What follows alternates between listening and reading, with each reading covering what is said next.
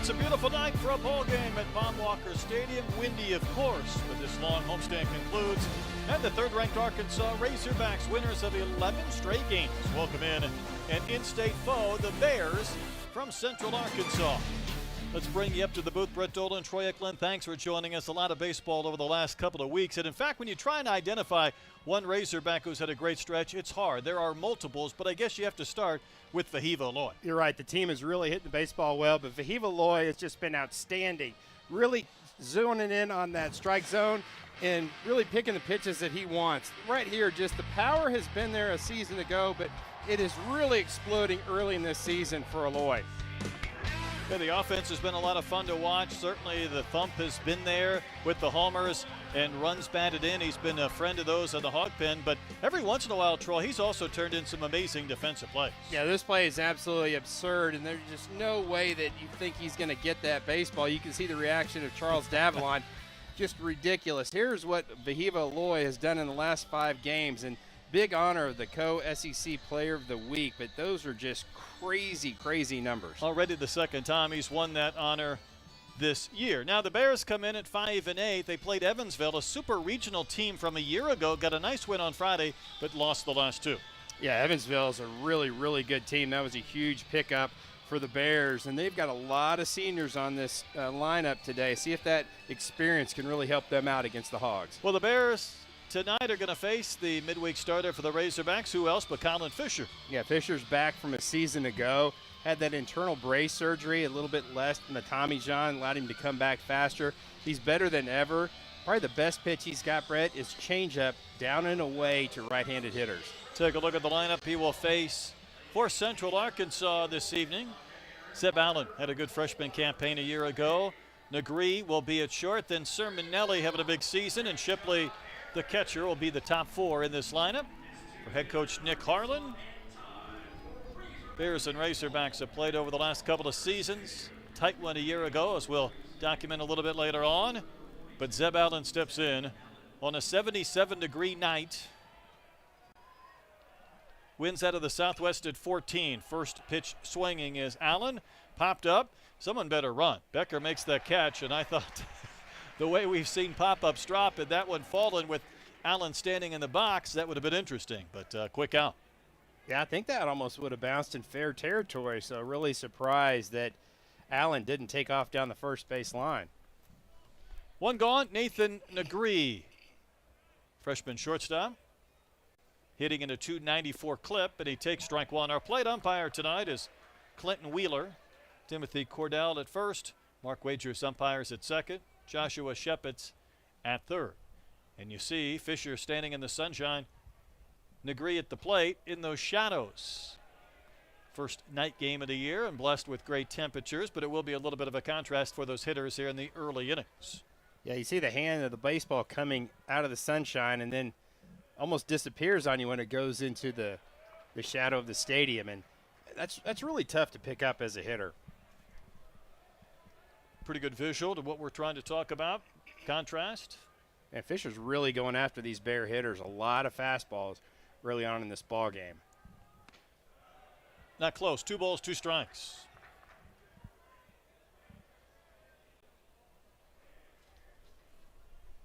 That's a tight strike zone from Negree. Deep crouch. And then he swings and sends one down the line in right. Koschel not afraid to run into a wall, but that ball's out of play. You just wonder if that's a conversation they had to have with him over there, saying, hey, we kind of need you for the whole season, so don't just go crashing in the wall like you did before. I mean, he hit that wall hard a few weeks ago. Look at that tiny strike zone, and there's a liner into left center over the head of Vahiva Loy. Negree's going to turn first. He's going to try for 2. Maxwell's throw is not in time, and that's a 1-out double from Negree. I really love the aggressiveness right there by Nathan Negree. Again, that plays in front of him. He just got an elevated fastball right down the chute. He hammers it, and right out of the box, he knew he was going for 2. Just kind of split the difference right there between the 2 outfielders. And just a good start for the Bears. Yeah, absolutely the right decision to see that ball bounce about 10 times before it got to Maxwell.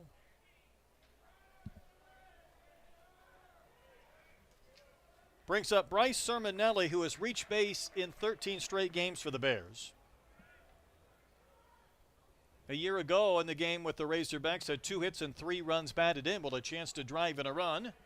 Just about took out a few teammates in the Bears dugout. Is there something about every team Arkansas plays wearing purple or black lately? I think so. I think that's a prerequisite. Slashed, foul down the line and left off the bat of Sermonelli. Boy, in that win, though, they had on Friday night against Evansville, Sermonelli went 4 for 5 with a couple of runs batted in. So when this team puts up numbers, usually he is in the middle of it. Front door breaking ball, strike 3, and Sermonelli knew it. Yeah, that's just one of those pitches that, you know, really lock up a hitter. You've seen the couple pitches away. You're kind of leaning out over the plate, and really good location by Colin Fisher. 2 gone for Kason Shipley. Casey will probably not forget his game here at Baumwalker a year ago. Remember, he got hit in the nose, broke his nose. He wanted to finish the game. It was really a scary situation. Tough kid. He's played for Bubba Carpenter since he's 9 years old, so Bubba takes credit for him being a tough young man from Farmington. Yeah, this is a guy that the Bears would really love to start heating up offensively. You know, the talent's there. It just has to click for him. 8 homers a year ago for Casey. 9 hits so far this season. Batting cleanup for UCA.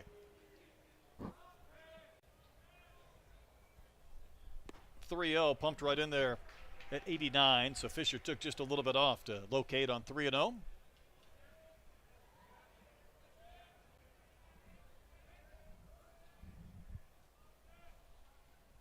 Hitters count for Shipley. And that's a strike over the inside corner, and the count's gone full. It's a really good job by Zane Becker, the catcher. Kind of brought that one up, kind of borderline at the bottom part of the zone. I still think that's a good take by Casey Shipley. You know, get a pitch that you can drive. If it's not there, then take it. Here's a payoff. Drilled to center, hit well, traveling to Davalon. He's got it. That will end the inning. So Colin Fisher works around the 1-out double. Bears do not score, and the Razorbacks coming into bat. Okay, ladies, eyes on the tape. Happy little tree that lives. Who recorded over my game footage? And he's a strong little tree. And he's got. I just love his voice. Great, it's lost forever now, Dawn! Coach, relax. I've got it saved in the cloud. Innovation changes everything. The cloud? With one investment, you can access the NASDAQ 100 innovators who are rethinking the world. Really, Dawn? Before investing, carefully read and consider fund investment objectives, risks, charges, expenses, and more in prospectus at Invesco.com. Finally done. Done with what? I just signed 1,819,154 thank you cards for people who bought subs on last year's Day of Giving. Danny, you know, on March 26th, we're doing another Day of Giving. Another Day of Giving. Yep, each year we give 100% of sales to local charities. Ooh. This year we do a group text. Join us Wednesday, March 26th for Jersey Mike's annual Day of Giving. Be a sub above. On the hill tonight for the Bears, Perry Titlow, young man out of California. See his numbers on the season, 11 1/3 innings of work. Yeah, you're going to see Titlow in the upper 80s. He'll sit around 90 with that fastball. Kind of a slurvy breaking ball, Brett, but the changeup's really good. How about against right-handers are only hitting 188 off of him, so really tough with that changeup on lefties. Had a midweek start against UAPB earlier this year in which he threw 4 innings. The lineup he will face for the Razorbacks, similar looking to many over the weekend. You see Davalon leading off, followed by Aloy, Maxwell, and then Kahia Aloy. Iredale batting 5th. Kozel getting the start at first. Diggs back and right. Zane Becker catching. Gabe Frazier at second base. So a couple of newcomers in the lineup tonight, and Becker and Frazier. See the numbers for Iredale as well, with 3 homers, 11 runs batted in. Oliver Gregg had a decision to make, who to nominate for the Arkansas representative and the player of the week. He went with Vahiva. Of course, he was not only the SEC player of the week, but Perfect Games player of the week. But Iredale could have easily won that award too. Oh, absolutely. How about 11 RBIs in a week? And yeah, that doesn't happen very often. And he just seems like he's just absolutely thrilled to be at Fayetteville and playing in the SEC. Well, here is Davalon. And over the course of the last 5 games, with Davalon in the leadoff spot, again, he has scored more runs personally, 14, than Arkansas's opponents have cumulatively at 10. He alone has outscored the opposition. That's just crazy. Just what he's doing at the plate, just his pitch recognition. He's just a fun guy to watch. Super animated in the box. You saw the line score there of his numbers. The one thing you didn't get was on base percentage. It's over 450 right now. That'll keep you in the leadoff spot. Sure will. I told him about those runs scored, and he said, yeah, well, a lot of guys behind me are driving me in. Well, they are, but you also have to get on base a lot. That's right.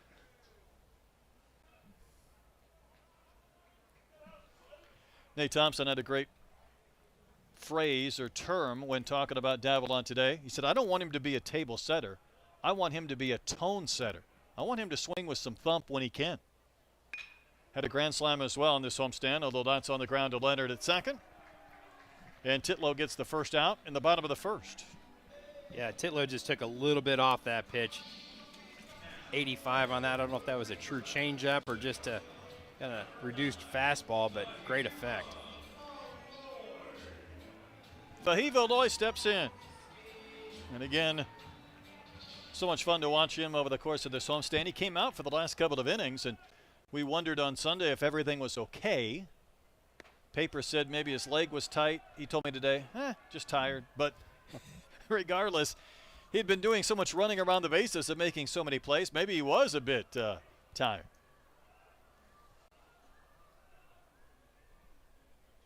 What the Alloy brothers have done, they each have 8 multi-hit games this year, 8 games with 2 hits or more. There's no one else on the team that has more than 5. Yeah, they've just been really locked in, and it's really fun. You wonder if they have a little competition going against each other. Pretty good pitch to hit there, and Vahiva came up empty. Cahill already has the helmet on, ready to go. Should a runner get on?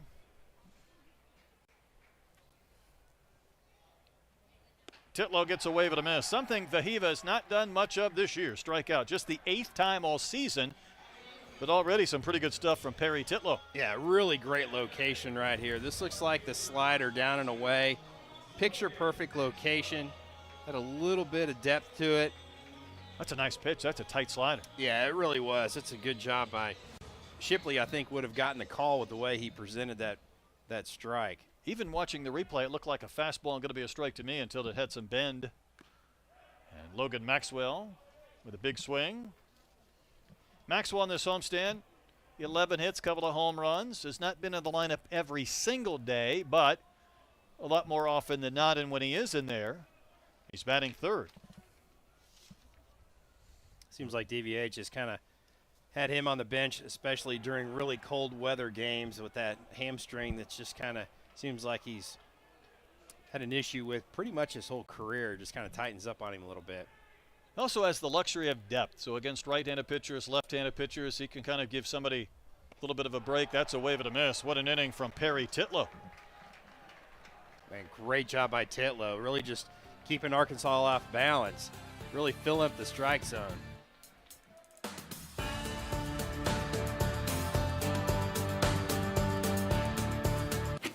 Finally done. Done with what? I just signed 1,819,154 thank you cards for people who bought subs on last year's Day of Giving. Danny, on March 26th, we're doing another Day of Giving. Another Day of Giving. Yep, each year we give 100% of sales to local charities. Oh. This year we do a group text. Join us Wednesday, March 26th for Jersey Mike's annual Day of Giving. Be a sub above. Can you see a picture yet? Not yet. Not yet! Come on now! What's that? Just streaming the game. Innovation changes everything. Go left. Go left. Go left. Go left. Go left! With one investment, you can access the NASDAQ 100 innovators who are rethinking the world. Before investing, carefully read and consider fund investment objectives, risks, charges, expenses, and more in prospectus at Invesco.com. Nick Harlan, head coach for the Bears, his 4th year, his 12th year overall in the program. Also the associate head coach, pitching coach, going back since 2013. So a nice visit with Nick. I think this has become something, Troy, that this program really looks forward to each and every year. Yeah, I think so. I really enjoy talking with Coach Harlan.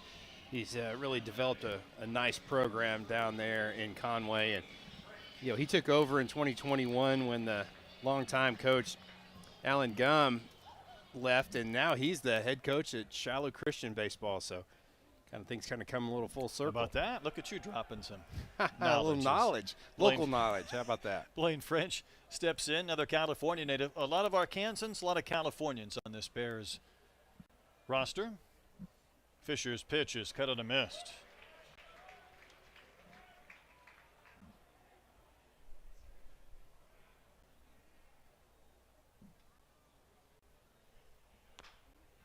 Little tapper in front of the plate, and that will kick foul. Had that ball hugged the chalk, I think French would have had a great chance to reach. Yeah, I think so. It rolled far enough away from Zane Becker that was going to be trouble. It was about a third of the way down the line. And sometimes those swinging bunts are nice to help pad that average.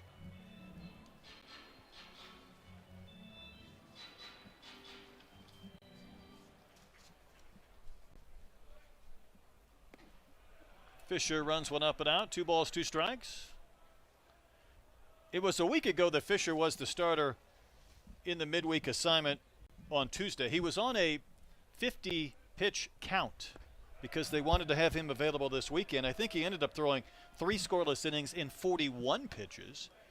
I don't think he has quite that pitch count today, but Arkansas was in a rare situation over the weekend of needing to get some guys some work. Little soft blooper that Frazier will take on a bounce, has to throw a dart to Koschel to retire French, and there's 1 gone. Troy, Arkansas played 7 innings on Friday and 7 on Saturday. They played the regular 9 innings on Sunday, but they finally were able to get innings for Coyle, Jimenez, Fouch, and Wiggins. Otherwise, there would have been several guys that needed to throw tonight. Yeah, I think so. The hard part for Dave Van Horn and Matt Hobbs is you want, especially your weekend starters, you want to start stretching them out before you get into conference play. But you still want to get those relievers some time as well, too. So you're right, those 2 quick games, 7-inning games last weekend against Portland, almost kind of put them in a bind. Sam Reynolds missed that first pitch by 2 feet on the swing, so Fisher went even further out of the zone and didn't even register on our TrackMan. It was so far outside. 4 home runs, though, for Reynolds this year, so he has thump. Hard hit up the middle off the mound. That'll allow Aloy to get there and take it on a nice bounce. Had it stayed down, it might have gone through, but the mound propelled it up, and Vahiva made the play. Nice Sunday hop on Tuesday for Vahiva Aloy, and he just makes it look easy out there. There's DVH.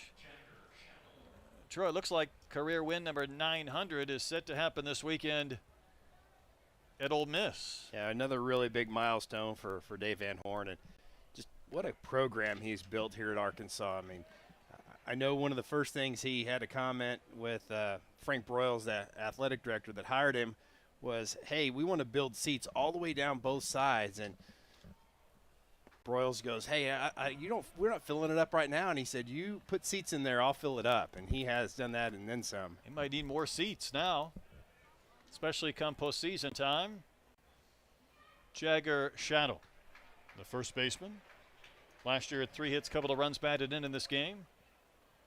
There was a scout passing through town this past weekend we were having a conversation with, and he was from the Northeast, and he said, I think every baseball fan in the Northeast needs to come down south for a SEC weekend just to experience it because it's so much different than what they have in other regions of the country. Yeah, I think so, and I don't think they have any idea. You can watch games on TV, but it just doesn't do it justice. Well, Shadow with a wave and a miss, so Colin Fisher bounces back with a really quick second inning, retires all 3 that he faces. No runs through an inning and a half. I just signed 1,819,154 thank you cards for people who bought subs on last year's Day of Giving. You know we're doing it again this year, right? Again, join us for Jersey Mike's Day of Giving. Be a sub above. Happy little tree. Who recorded over my game footage? Coach, I've got it saved in the cloud. Innovation changes everything. The cloud. One ETF, 100 innovators rethinking the world. Before investing carefully, read and consider fund investment objectives, risks, charges, expenses, and more in prospectus at Invesco.com. People who come to Cricket stay with Cricket, like Gwendolyn. I stay with Cricket because they tell it like it is. The price on my plan is the price I pay every month. That's it. Welcome to life without hidden fees. Welcome to Cricket Nation. Smile, you're on Cricket.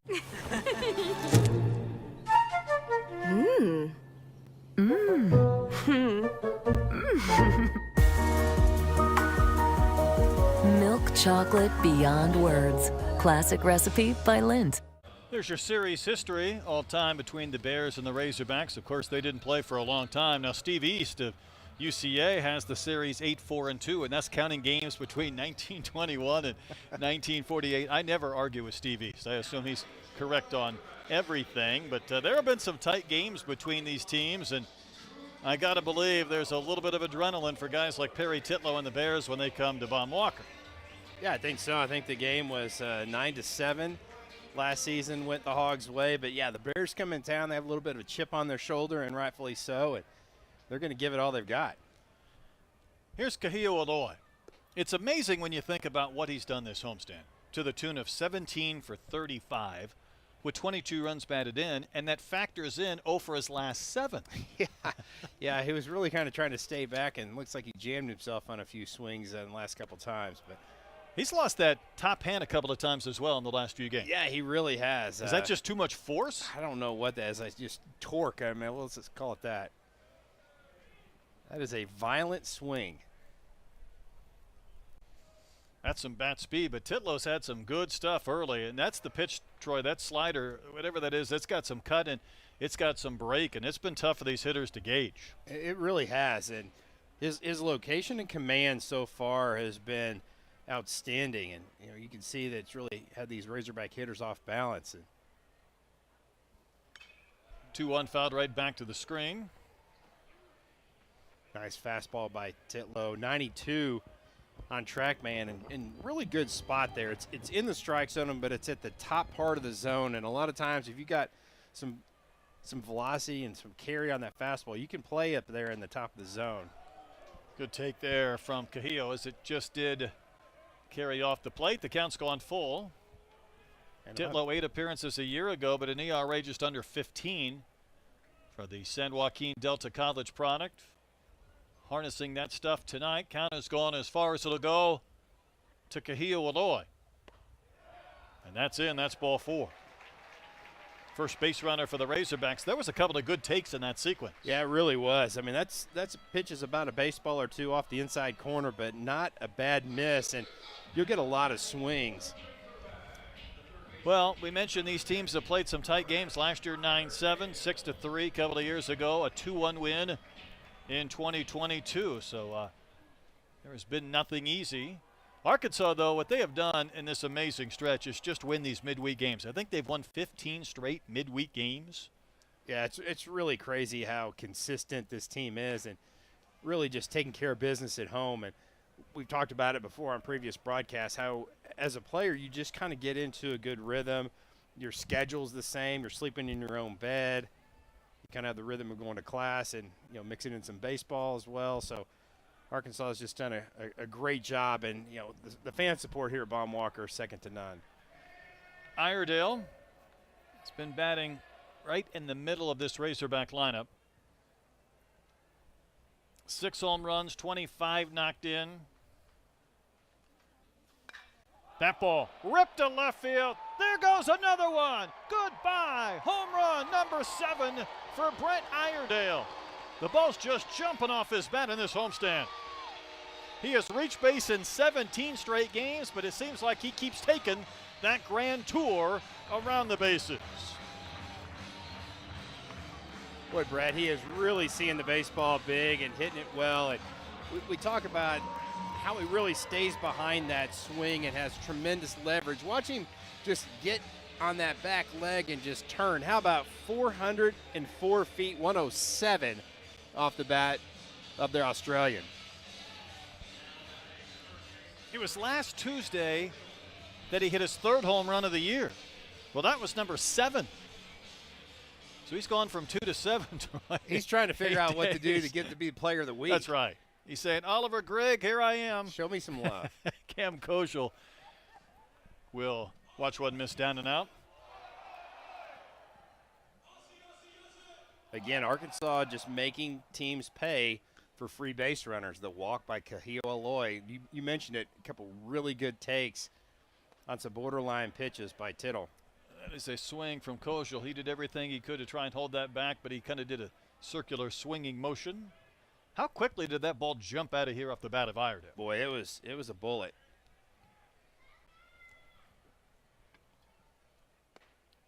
Titlow misses a little bit in, a little bit low to Koschel. 6 hits and a home run in this long homestand. Pepe played first base on Sunday. Cam was there on Saturday and Friday. Ball's hit well out into right. French was playing deep. He'll get over and cut that ball off and take it on a bounce. 3 straight base runners for the Razorbacks here in the 2nd inning. Brett, I love the line that Dave Van Horn says. He's like, hey, the players will tell me how to make out the lineup. And I tell you what, Cam Koschel is doing a really good job of keeping his name in the middle of the mix of that lineup. I would say first base still a position maybe trying to get a little more clarity on, even though Koschel's played a lot.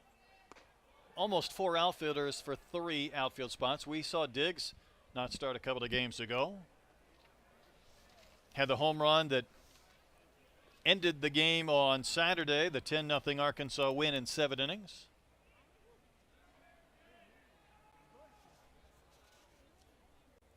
Diggs, the chopper to Negree. Can the Bears get 2? There's 1 back to first.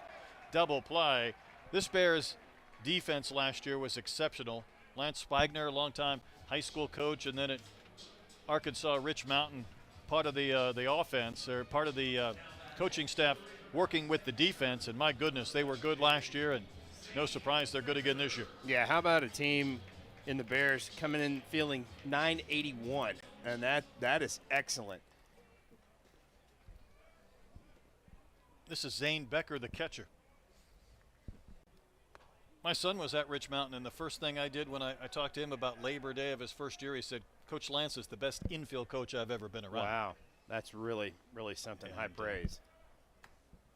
Lance said today, well, you know, that turf doesn't hurt at our ballpark, but still have to pick it. There's a flare out to left and a base hit from Zane Becker. So that's 5 hits and 10 at-bats for the freshman, getting the start instead of Helfrich here midweek.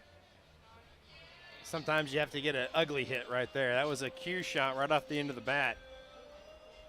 I think off the bat, the shortstop thought he had a play on this ball. Thought it was just going to loop, and he just had a little too much carry. And in that Bermuda Triangle out there in shallow left field. You know, after the games against ULM, Becker was standing out there with Brenton Clark. There were a couple of players from the Warhawks team that were taking pictures, guys that played against each other in the high school ranks in Texas and the Metroplex, and kind of reuniting just a bit. Kind of fun to see. Gabe Frazier swings at the first pitch, lifts one to right center. Who wants it? It will be Reynolds, and that wind moved the ball from right to center, and the catch was made. But Troy, another long ball, another Iredale Ironman long ball for the Razorbacks. Yeah, just a no-doubter out into left field. Big swing by Brent Iredale. 2-run blast. Hogs up 2-0.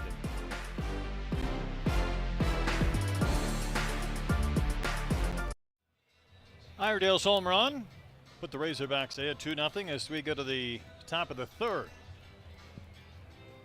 Big turnout in the hog pen, as you would expect on a 77-degree night. Would imagine there's a few coolers out there amongst all the patrons. I would think so. Got to break out the sunscreen out there in the hog pen. Arkansas wearing these yellow hats tonight, Troy, as well. Yeah, it's childhood cancer awareness and something that the Razorbacks promote every year. Zane Becker's got a little issue here with his pitch comm, I believe. He They does. didn't even have to get him hooked up a little bit. But technology's a great thing when it works. Kind of like the yellow hats. Got some fans of sporting a few out there. This is Preston Curtis, the DH. He smokes a line drive right to Vahiva Aloy. 107 off the bat. Vahiva caught that one, or it caught him, from Curtis, who had the walk-off Friday night against Evansville, and that was a good swing. Yeah, it really was. And I tell you what, sometimes as a hitter, you just want to know what the result is. I mean, that is a great swing, great contact, and you take a lot of just credit and experience with that swing right there. It's just makes you feel good as a hitter. You know you're on the baseball. Tanner Leonard, in-state product, bats. Nick Harlan was talking about his offense this week, and there's a chopper to third, and Iredale almost got caught between hops. He takes the short one and makes the play. There's two gone, and Troy, he said he feels like his offense has a chance to be pretty good. They want to be multidimensional, and when you talk to these mid-major coaches, what they want is guys who know the strike zone, who can get on base, who can find ways to work the count, whatever it is, to try and generate some offense, because some of these mid-major teams probably aren't going to have quite the thump that some of the Power 5 teams do, even though he feels like he's got some more physical players this season. Yeah, I think so, and that's you just look at some of these, especially SEC schools. I mean, they almost look like professional teams at just the size and scale of each one of these kids. But yeah, you're right. Just really commanding that strike zone and swinging at strikes. You're just looking at an Arkansas player. Look at the difference of Vahiva Loy, of what he's done this season from where he was just a season ago. You're trying to be pesky as Allen waves and misses. You're trying to frustrate these teams, be difficult outs, get men on base. And as I say that, Colin Fisher trying to cruise through another inning here in the third like he had in the second, where he was perfect. And that is a little bit out. Fisher thought he had strike three, but that was out. And the count 2-2. Watch Becker try to sell this one. He's trying to go halfway back to the dugout. Yeah, it's about 2 baseballs off the plate. And this is what Zeb Allen does, right? Got a little dog in him, as Coach Harlan said. Just kind of spoil some pitches, tough take. Then you foul one away. Fisher thought he could have been in the dugout 2 pitches ago, and now he's trying to get on here in the third. But Fisher will win the battle and get the K. 8 in a row set down by Fisher, and it's a 2-0 Arkansas advantage.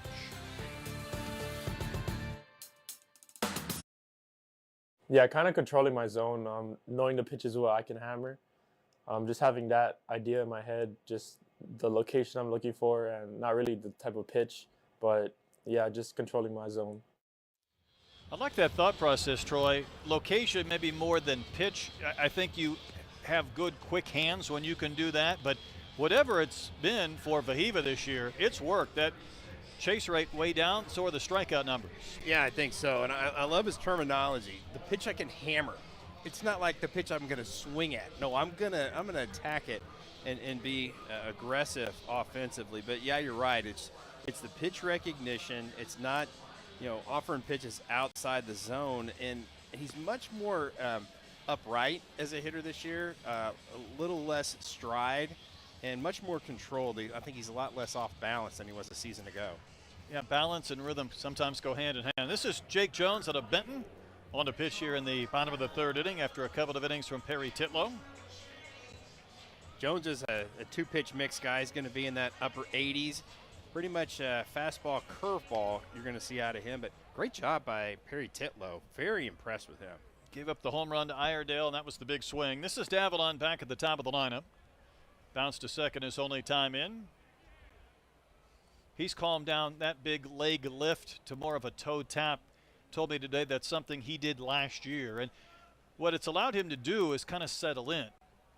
Were you trying to do that now, Troy, getting ready to face 97-98 in SEC play going forward? It might be a little more difficult adjustment. Yeah, I think so. I like that he's done that early on in the season. You can see he's had great success with it. But, yeah, when you kind of hang that front foot like he did previously, it's really tough with your timing standpoint. Again, when you're seeing that big-time velocity of SEC pitchers. He's taking a couple of hacks here, though, in this at-bat. Mr. Lenny Dykstra lookalike. I tell you what, I can't get that out of my head right now. I didn't break that out on him yet, but I will. And he's going to say who? You got to show him a picture. There's a Google someplace. Little soft dribbler to Leonard. He's going to have to hurry. Fields and flips, and he threw one by Shadow. He threw the fastball DeShattle, who just could not quite handle it. And the Razorbacks have a base runner. Yeah, that's one of those tough plays as an infielder. You know you've got a pretty speedy guy at the plate. He's left-handed, so he's already a couple steps closer. You know, kind of that jam shot, swinging bunt, and that's all he can do. But he threw a fastball. But the other thing that for Shaddle is, being a left-handed first baseman, he had to try to reach across his body to make that catch. I think if he's right-handed, he makes that play. That's a frustrating one, though, for a team and for a pitcher. And this is Vahiva, and we were talking about his chase rate coming into this inning. 5 multi-hit games against ULM in Portland last week. 12 hits in those 5 games. Scored 10 runs, knocked in 11 runs. Second time he's the SEC Player of the Week. He's had a couple of big swings on pitches off that outside corner and came up empty.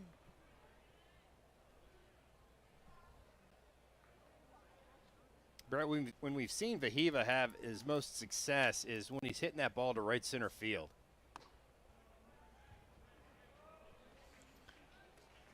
It's amazing, though, with those numbers that first Cahillo and then Vahiva had in this last week, how they both find themselves up amongst the league leaders in the SEC. That's something that didn't happen last year. But Vahiva 8th in batting average, 9th in slug.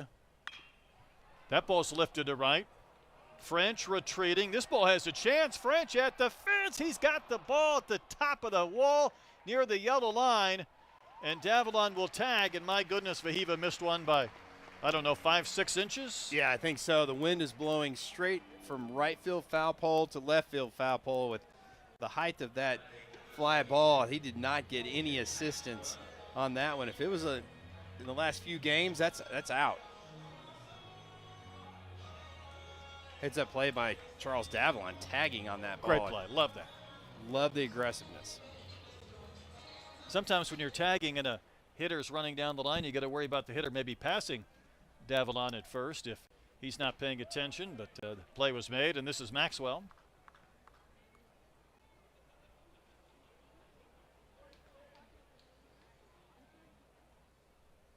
Brett, we talked about different players from Arkansas that really shown a little extra pop. Hard hit, right to short.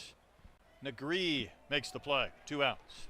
I'm just going to say Maxwell. I hit that one on the screws, but just right at Negree. Were it not for the air, this inning would be over, but it does give Cahillo Aloy a chance to bat with a runner at third and 2 outs.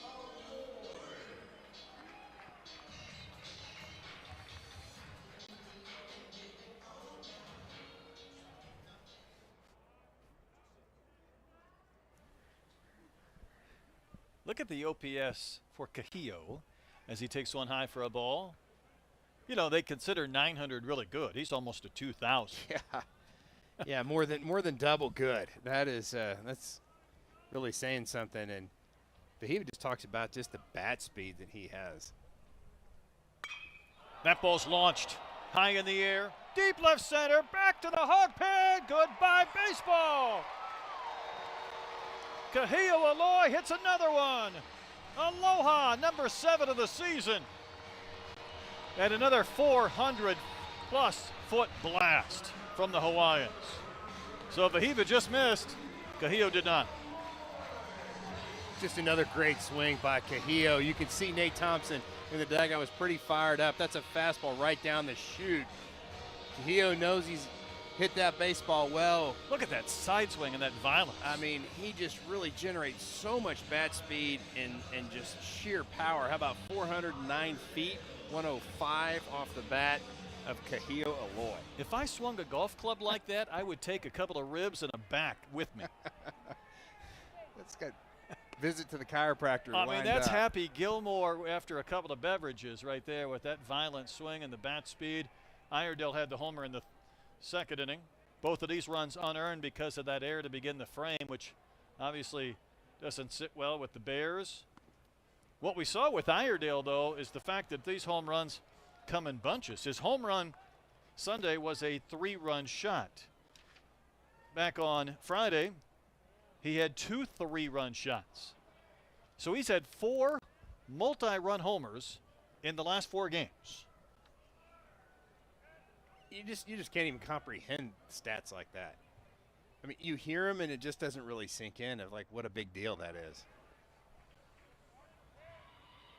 quite frankly, it's not this easy.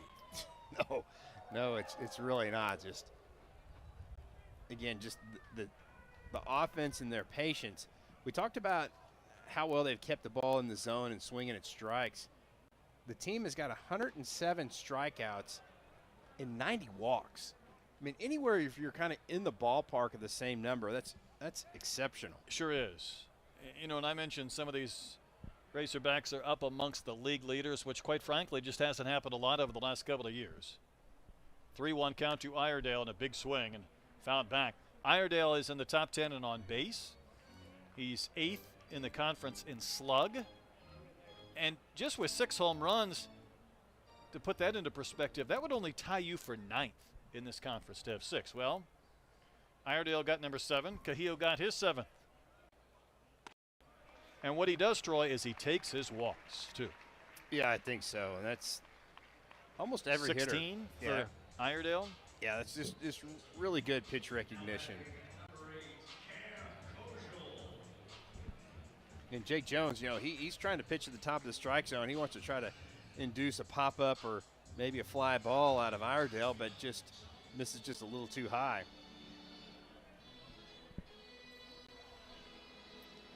Kojal singled in his only at bat.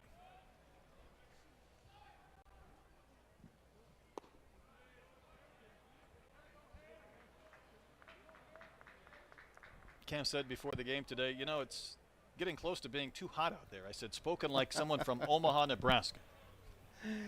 Yeah. Too hot? Are you kidding? We're only getting started. There's no such thing for There's you, none. Brett, to be too hot. The Tucson and Houston will come out at me at some point from a weather standpoint. But this is the first night game, and I guess we're kind of lucky that it's not cool or rainy or too windy tonight. That's why that hog pen is packed. That's got to be a foul ball, isn't it? Yeah. First base umpire threw up his hands. Our plate umpire, I don't think he saw it. Certainly some funny spin. How about Arkansas scoring with 2 outs? The home run by Cahillo Aloy. Again, this offense, they just don't give up on innings. I really love that about this team. Feels like the number of 2-out runs they've scored this year seems to be high. A bigger number than maybe you'd expect. Kojal's going to use the wind to push this one out of play. Into the seats. That would have taken out your family. I know. Got to be careful over there. Pair of 2-run home runs for the Razorbacks, who came into play this evening, now 4th in the conference in home runs. And that's a big change of events. And that's in. In fact, Troy, since they started this homestand with Grambling, collectively they've raised their team batting average 51 points, and they've hit 27 home runs since they've come back off that Arlington roadie. Yeah, that's impressive. And, you know, the wind is blowing out a little bit more than usual, but the team is just – there's a lot of balls that would have gone out even with, you know, gale force winds. So they're hitting the ball really well. And, again, there's just, I think, the portal and what this coaching staff has done to really kind of, you know, add some thump to this lineup has been impressive. Iredale will run. Here's a payoff pitch.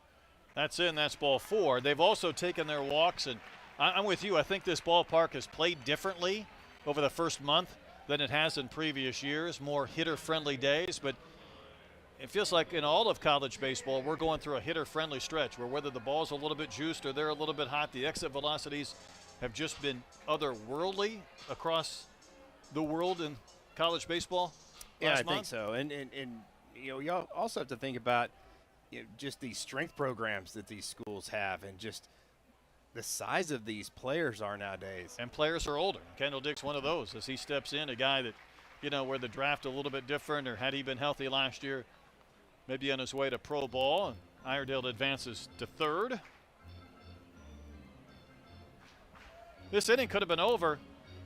Again, that air to begin things has allowed Arkansas to score a couple of runs and one swing away from tacking on several more.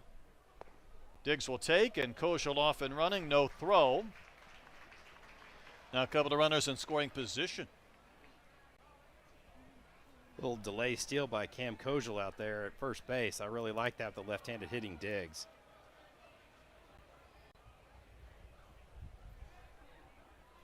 Two and to Diggs. A throw to third, and had Sermonelli been a little bit closer to the bag, I think they would have had Iredale leaning, but he knew how much space he had to get back.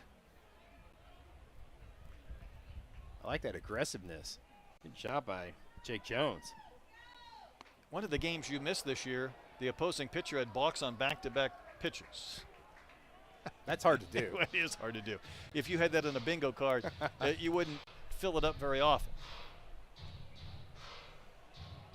You have to assume that Diggs is going to take on this pitch.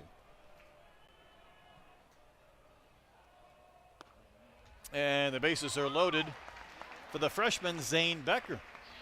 That's 3 straight walks after that home run from Kahio Aloy. Yeah, I think Jake Jones just kind of nibbling just a little too much. And if you're Zane Becker, you must have that Kahio Aloy mentality. Think of that pitch in a small part of the zone, and you just want to hammer it. See, the Beer Hats came out. Arkansas softball was at Ole Miss this weekend, and there were a couple of times the Beer Hats came out in Oxford. It really locked up the TV announcers. They weren't sure what that was all about. Familiar face coming out to the mound as the pitching coach for the Bears. Yeah, Cody Davenport. Just probably one of the best pitchers, if not the best pitcher ever at UCA. Was just an absolute bulldog on the mound. And speaking of bulldogs, he was a Fayetteville Bulldog in his high school days.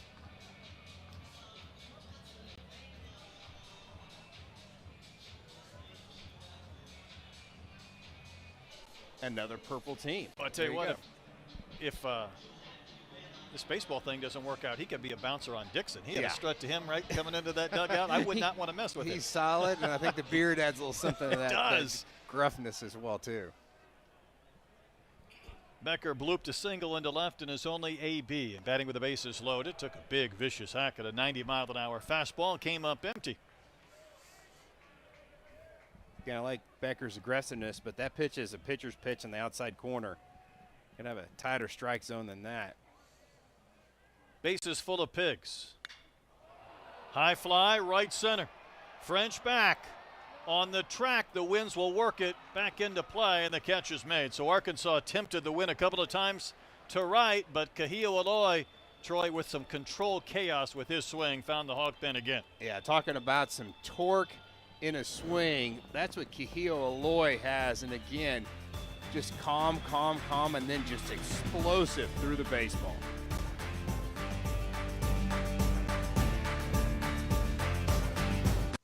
Okay, ladies, eyes on the tape.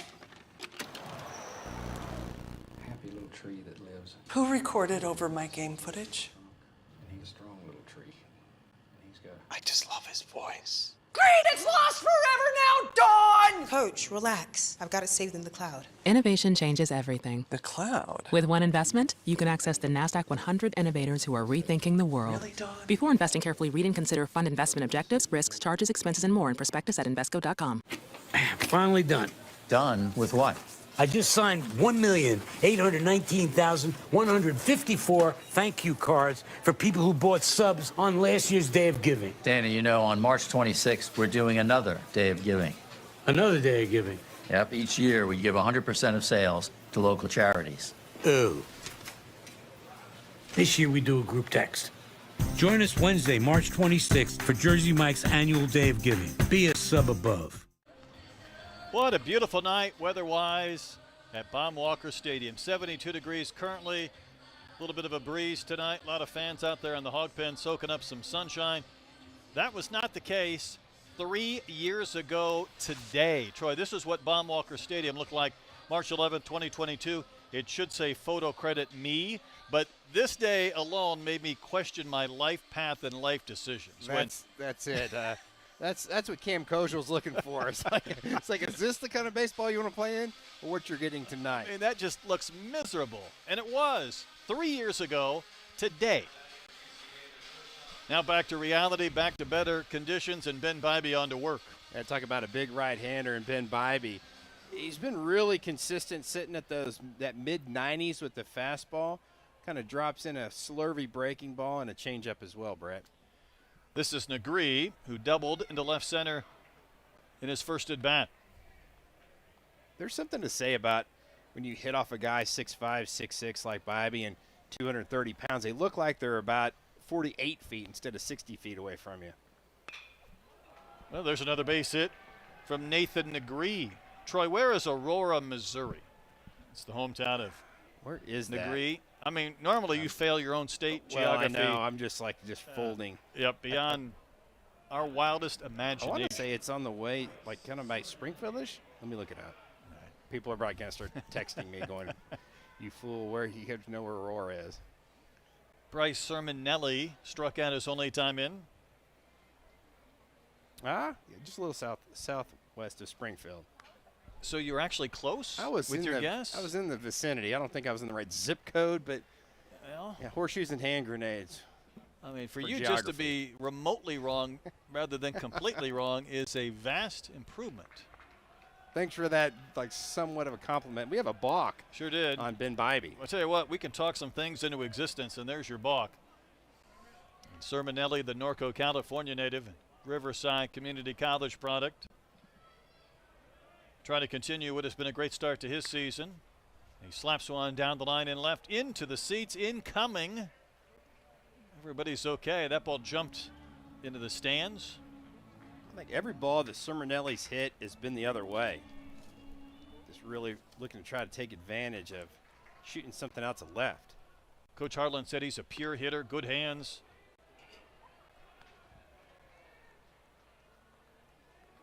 Probably going to be right in the middle of this Bears lineup all season. They also start conference play this weekend, so this is quite the tune-up for ASUN action. Going to be a tough play for Vahiva. Goes with a bare hand, slings it on the run in time. What a play from Vahiva. Another web gem from the Razorback shortstop. Do or die, barehanded effort, and a strike to Kojal to set down Sermonelli. Bears are going to want a replay. I thought in real time he was out. Yeah, off the bat, I thought that Bybee was going to make that play, but you're right. That is do or die. I don't know. That's really close. I almost think he hit that green base. Let's see if Kojal goes out and gets that baseball. I think he's safe. Might be right. Boy, that would negate an amazing play. It felt like to me at times last year, Troy, with Vahiva, he might make that backhanded play in the hole or that scrambling play up the middle, but maybe the throw's a little bit offline where maybe you didn't get the out, even though you went through great efforts to make an effort or a play on it. But I think what we've seen him do a few times is finish those great plays, whether this one goes in his favor or not. Yeah, that's all you can do if you're Vahiva Loy. But again, when you've got a guy that's a normal second baseman playing first base, he doesn't go out and get that baseball. You saw him didn't. It's kind of about a halfway stretch right there by Cam Kojal. And as a former player that just tried to learn first base, it's not an easy position. One of the big things is you have to wait till you see the ball in the air before you start stretching. But you really have to go out there and get that ball. It's almost like a wide receiver coming back to a pass. No doubt. I think Vahiva looked up on the big board and kind of smiled as if to say, I don't think I'm going to get this one. There's a little more extension there if you're. Yeah, I think Kojal's got a little extra, maybe cut down an inch or two. So safe is the call. Sermonelli gets the base hit. He has now reached base in 14 straight games. So I guess we take the web gem away from Vahiva Aloy. But Bears have the makings, maybe a big inning. Defensively, the Hogs are playing double play right here. You just want to trade a double play for a run. Casey Shipley, the batter. Prairie Grove High School product. 56 games a year ago, 55 of those were behind the plate. So we started almost every single game at UCA.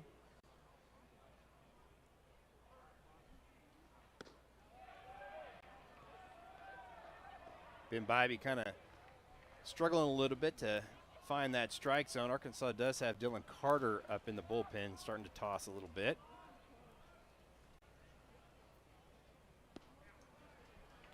Pitch rolled in there for a strike. Not sure if Zane Becker's calling his own game, but I like that call. You have a pitcher that's missed on a couple fastballs. Slow that arm speed down, throw something off speed, and find that strike zone. And he runs the count to 2-2. Back-to-back hammers. I'd call that number one more time. See if he triples up. Looking for the first out of this 4th inning. Blocked nicely by Becker.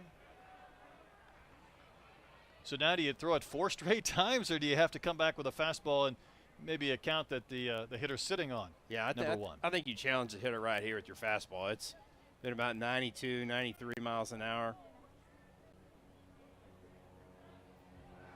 Toss to first instead. Sermonelli has stolen 1 base on the season. Yeah, Sermonelli's got a really, really short lead over there at first. I think that was almost kind of like one of those reset pickoffs if you're Ben Bybee. Full count to Shipley. Here's the payoff. Strike 3 called and a fastball. He did challenge him and painted. Yeah, you can see Shipley thought he was going to get another hammer. Just dotted that pitch in the bottom part of the zone. Troy, if you've seen the same pitch 3 straight times, aren't you looking for a variation on that? Yeah, I think so. You just can't let that ball go if you're Shipley. You've got to think about something. You just want to drive it to the outfield just to get that sac fly RBI. See the C flap on that helmet for Shipley. I bet that came about from a year ago, and Blaine French was a little bit late getting in the box, so I think they charged a strike. Did they charge a ball? Now DVH wants to know. He's talking to our plate umpire Clinton Wheeler. That was a quick judgment, wasn't it? After a reset and a strikeout? Yeah, I think so. It's a strike on the batter. Well, that's what I thought, but they put a ball up on the board, and that's what caused all the problems. Yeah, DVH was not happy. He's like, fix the board. He goes, was that a strike or a ball? I think that, yeah, it's definitely 0-1. That's a nice way to start if you're Blaine French. All of a sudden you're down, you haven't even stepped in the box. Now you hammer one that takes out a couple of Razorbacks in the dugout, and you're down 0-2. That thing hit the Razorback dugout like and then came machine. all the way across almost to the tilt Bears dugout. That was crazy. It's the magic ricochet. If French rolls into a double play here, the Bears will really look back at this inning at what could have been. They had first and third, nobody out. Now first and third, 1 gone, but French behind 1-2.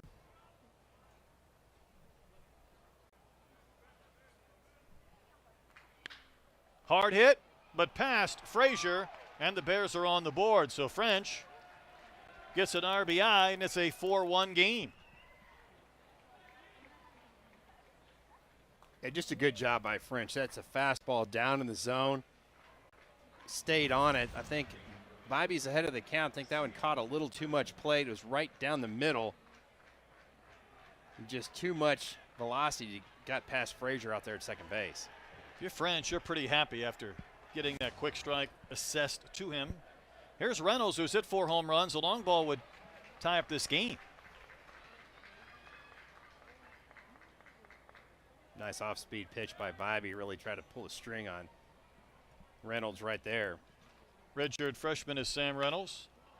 Should be 2 here. Right to Frazier. To Aloy. Back to first. Double play. And the Razorbacks get out of the inning. But Bears get a run on the single from French. And after 3.5, a 3-run Arkansas lead, and certainly the double plays a pitcher's best friend. Yeah, great job by Gabe Frazier, the freshman. Really took his time. That ball was hit on the screws right at him, and then he made a great play.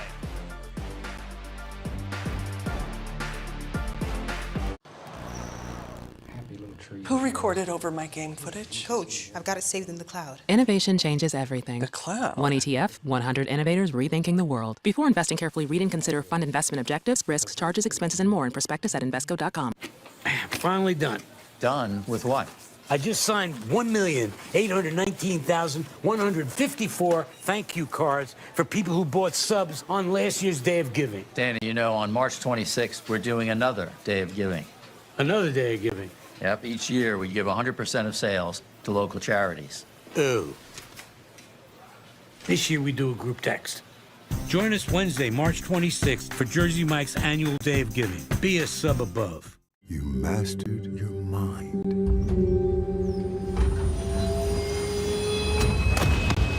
And all the while, you were on the train home. Audible. There's more to imagine when you listen. 4-1 Razorbacks. As we go to the bottom of the fourth inning. New UCA pitcher. They're on their third of the game. I would imagine many more to come. And Cannon Neslage, St. Charles, Missouri native. Big kid. Is he really 6'8"? Think he could dunk without expending too much effort. Kind of a side armor, 3/4 delivery. Gets around that breaking ball. It's going to have a lot more sweep on it, and the fastball is going to be running into those right-handed hitters. I got to double check 6'8". Coach Schulman on campus might want to get him to rebound a few for the basketball team. That's what they have him listed at, 6'8". I don't think that's right. By the way, Oklahoma State, I had them a couple of weekends ago. I think they have 8 pitchers 6'5" or bigger. I mean, they recruit to a body type. Yeah, there's a lot of staffs that will do that, and they just kind of want all their pitchers to be tall and really pitch downhill. This is Gabe Frazier, flew out to rather deep center, and is only at bat, getting the start at second base. The Hawks have had several balls that have been really close to getting out of the yard. Rip but foul, heading to the seats, those loge boxes down the line and right. Frazier went to Orange Lutheran High School in California.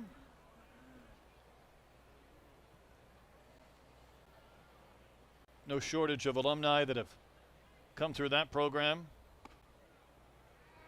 How about one Garrett Colt, who's going to have Tommy John surgery, just announced yesterday? That's tough for Garrett, but what a great pitcher he is.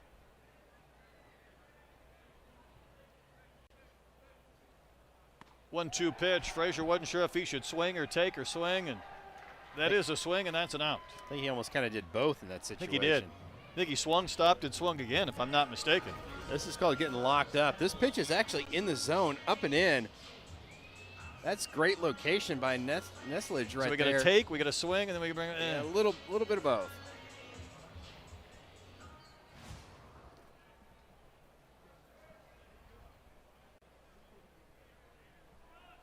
Back to the top of the lineup for Davalon.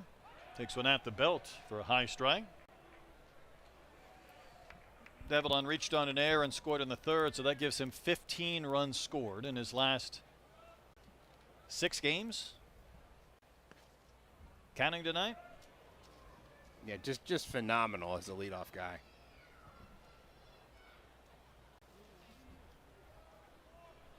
$23 runs scored on the season. Whew.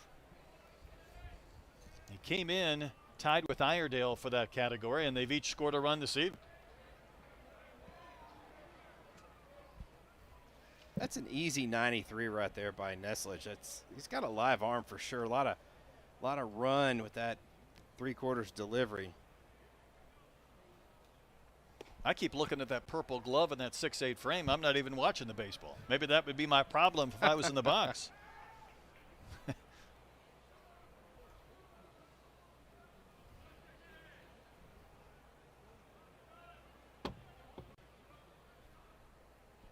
3-1 is high, and that is ball 4. You know what? I had a UCA basketball game in North Little Rock this year. I worked with Joe Klein, and Coach Schulman really enjoyed visiting with him. He walked me around and introduced me to every player that was hurt on his team. Here's my guy, best score, he's hurt. Second best score, he's hurt. Oh, gosh. You know, he might have gone to Neslage and said, "Can you give me 10 minutes and 4 rebounds?"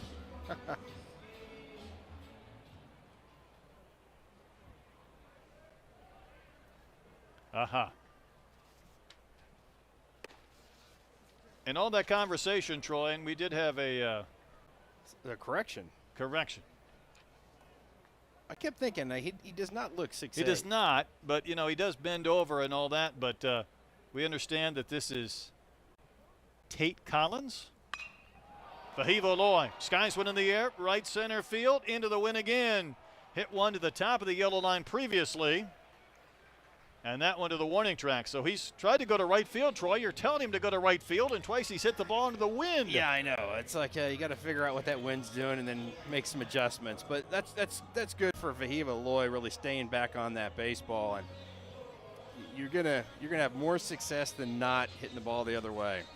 He doesn't like you much right now. No. I just cursed him.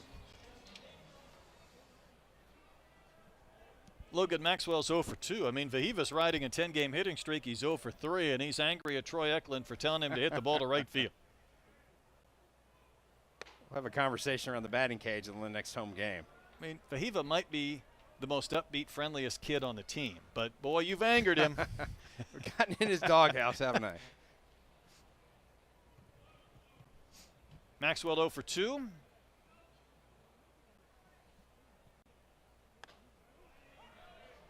Strike at the top of the zone given from Collins.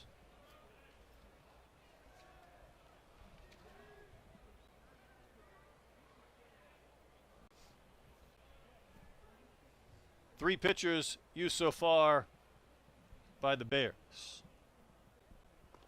Oh, that one got Maxwell. At some point, he wasn't going to get out of the way, and then he just wore it. Well, he just was like a statue on that pitch. That was a heat seeker coming right at him. When you hope it just gets one of those guards that you've got in there. But, hey, if you can get on and the guy behind you is Kahia Loy, I think that's a pretty good plan if you're Maxwell. So Kahia walked and scored in the second, hit a 410-foot homer to the hog pen in the third. His slugging percentage at the beginning of play today was just under .980. And takes a pitch at the top of the zone for strike one. Are teams trying to pitch in between the belt and the letters? Yeah, I think so. You better watch out. You better get it at the top part of that better zone. Not miss. Don't miss down the middle and belt high. He's knocked in 31 runs this season. He'll wear that one. So back-to-back hit batters, and now the Razorbacks have them loaded for Iredale. So, Brett, that was hit batter number 31 on the season for the Bears. 31. That's a lot. It feels like a lot. Beer hats coming out again tonight. Don't forget those beer hats for these midweek games. But Arkansas has been hit a lot, too. They're locked in, the fans are. I mean, that's a lot to keep track of. Do you take your beer hat off and then two batters later you're putting it back on? Nick Harlan on his way to the mound wants to make a pitching change here. So after a walk and a couple of hit batters and 3 free base runners, he's going to go to the bullpen and bring on the 4th UCA pitcher of the game. Fans can keep those beer hats on a little bit longer. 4-1 Arkansas in front, bottom of the 4th. Couple of NCAA storylines. I'll start from the bottom. We think some Razorbacks are off to great starts. How about Justin LeBron of Alabama? 11 homers, 43 runs batted in.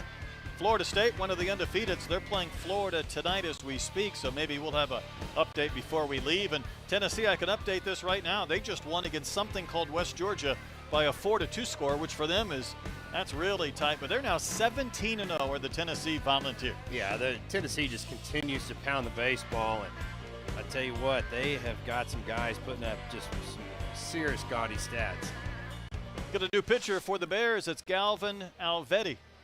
Alvetti's going to be kind of a sidewinder. A fastball is going to have some sink, so they'd love to see a lot of ground balls out of the right arm of Alvetti.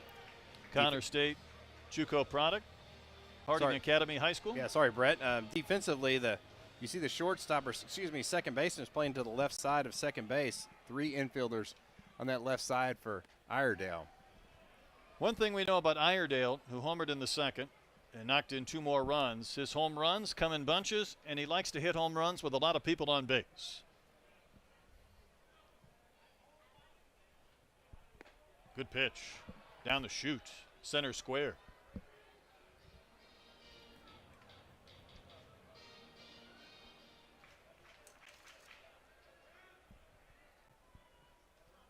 No place to put Iredale, and that pitch had some movement away from the right-handed batter. 2-1.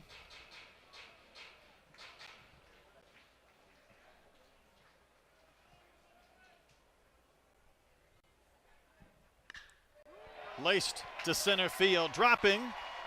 That's a couple of RBIs again for Iredale, and on his way to third goes Kahia-Waloy. It's a 6-1 Razorback lead. Iredale has knocked in 4 more this evening. 110 off the bat for just a ho-hum single and a couple of runs batted in. Boy, he's another one of these Arkansas hitters that's absolutely locked in at the plate. That was a slider that didn't have a whole lot of bite, and just a great approach right there by Brent Iredale. You think you want to sit there and hit a home run, and he kept that head down and just shot that one right back up the middle and got him a pair of RBIs. I'm getting into this Aussie I know. chant. I feel like I should It's like an mute Outback myself commercial. and start screaming.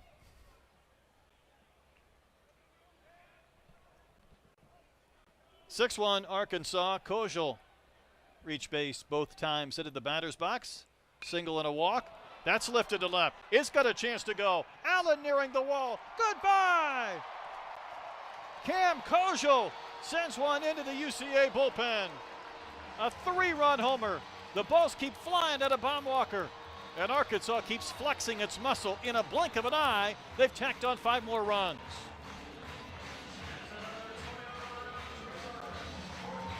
Troy, we know base runners are the enemy, but the way this team is swinging it right now, you almost feel like it's just a matter of time before Arkansas hits another one. Boy, really great job by Kojal just staying on that pitch, kept that front side closed, and got that baseball up in the wind. And how about again, Arkansas just scoring bunches of runs with 2 outs.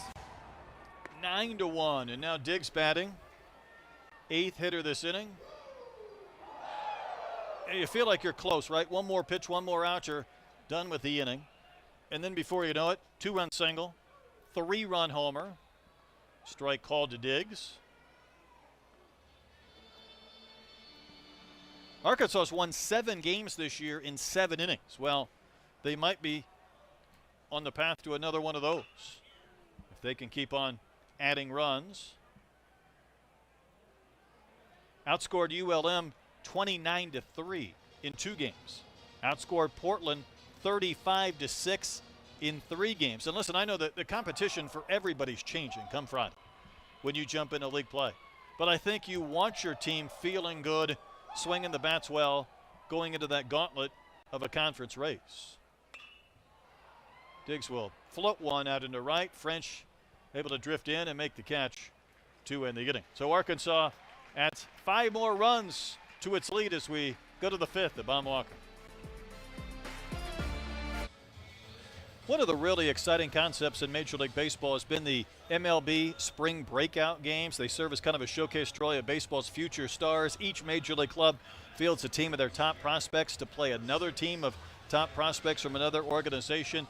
How about all the former Razorbacks that are participating in the spring breakout game? Yeah, that's really amazing. And I tell you what, Dave Van Horn loves to have those big leaguers and professional players, around the program. And he even had an area, their own locker room designated in the Hunt Family Development Center, which I thought was really smart to have those guys, just entice them to come back and work out with the Razorback team.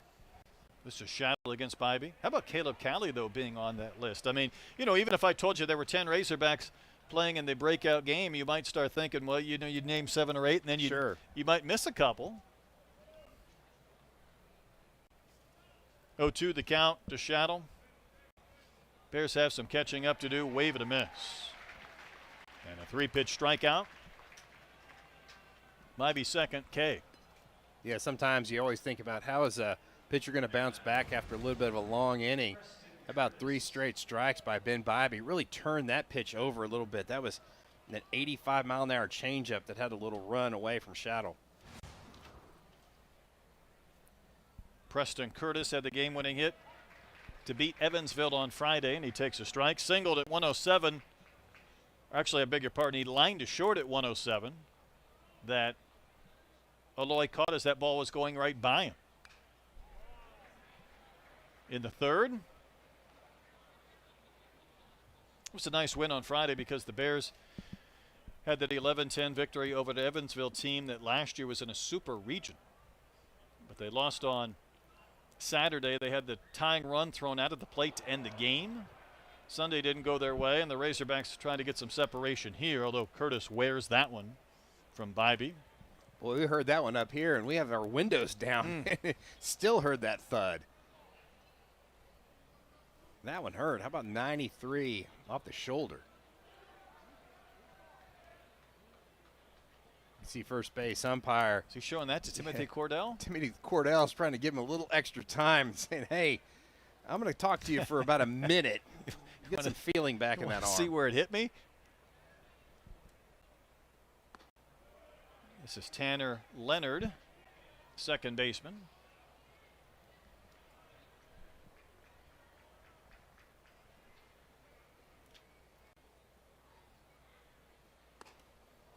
He offered it a pitch way up and in. That was almost one of those self-defense swings right there.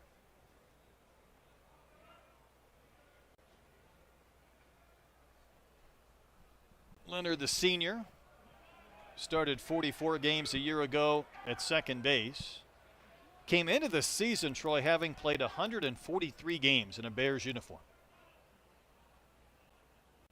That's a lot of games to be played. I mean, you're talking about 200 in your career as long as you keep chugging along.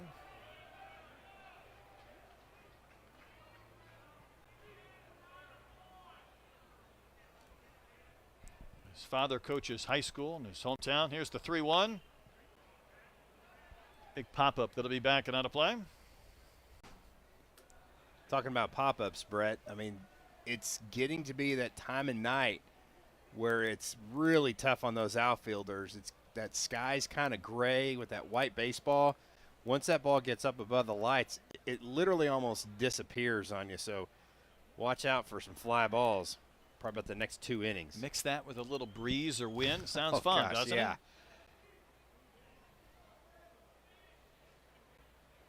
UCA looking for a base hit, trying to get that runner into scoring position.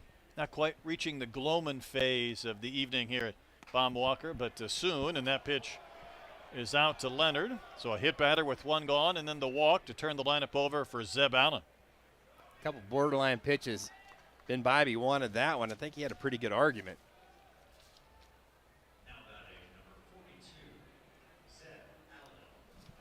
Allen was an all-freshman performer a year ago in the A-Sun, hit .315 in his first season. 0 for 2 so far tonight.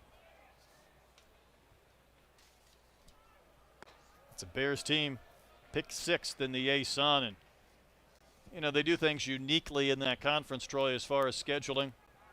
They play a 30-game conference schedule. You play a home and away series with each of your divisional teams. Of course, the SEC has gone away from divisions, while in the A-Sun you play teams in your division twice. Twice, yeah. I like that. I love divisions. Baseball is just built around divisions, and boy, the Bears have really in the driver's seat right here. They want to cash in on this count. 2-0 pitch called a strike on the inside corner at 94 mph. Ben Bybee's been living at the top of that strike zone. Really hasn't gotten any love from Clinton Wheeler, the home plate umpire. Big wave and a miss right at the top of the zone again.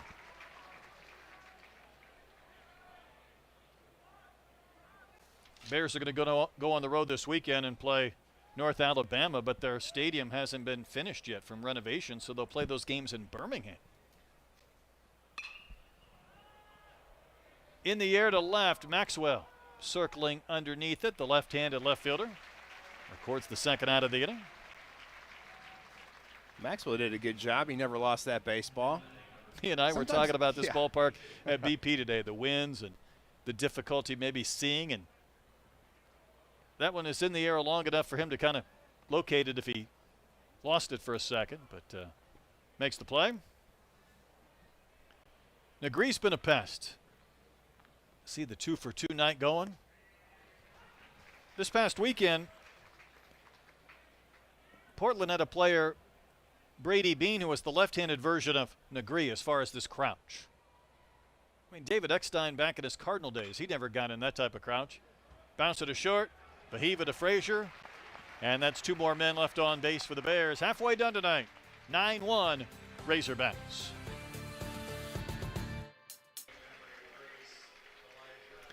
Here's your game summary. We're more than halfway done. Arkansas with a 9-1 lead, more runs than hits, as Arkansas has picked up a 3-run homer from Kojal, a 2-run homer from Iredale, and a 2-run homer from Aloy. That would do it. Colin Fisher good in this start as well. About some nice production out of the power part of the lineup for Arkansas. Batters 4 through 6. How about 5 for 5? That'll get it done. I'd say that's pretty good. New pitcher as well for the Bears, Luke Lawrence, Little Rock native, Central High School product. On to work here in the bottom of the 5th inning. Yeah, Lawrence is a 2-pitch mix guy. See his numbers right there. So far, 4 1/3 innings, but he'll sit about upper 80s with that fastball, might touch 90. We'll mix in a slider as well, and like a lot of relief pitchers, just focusing on those 2 pitches.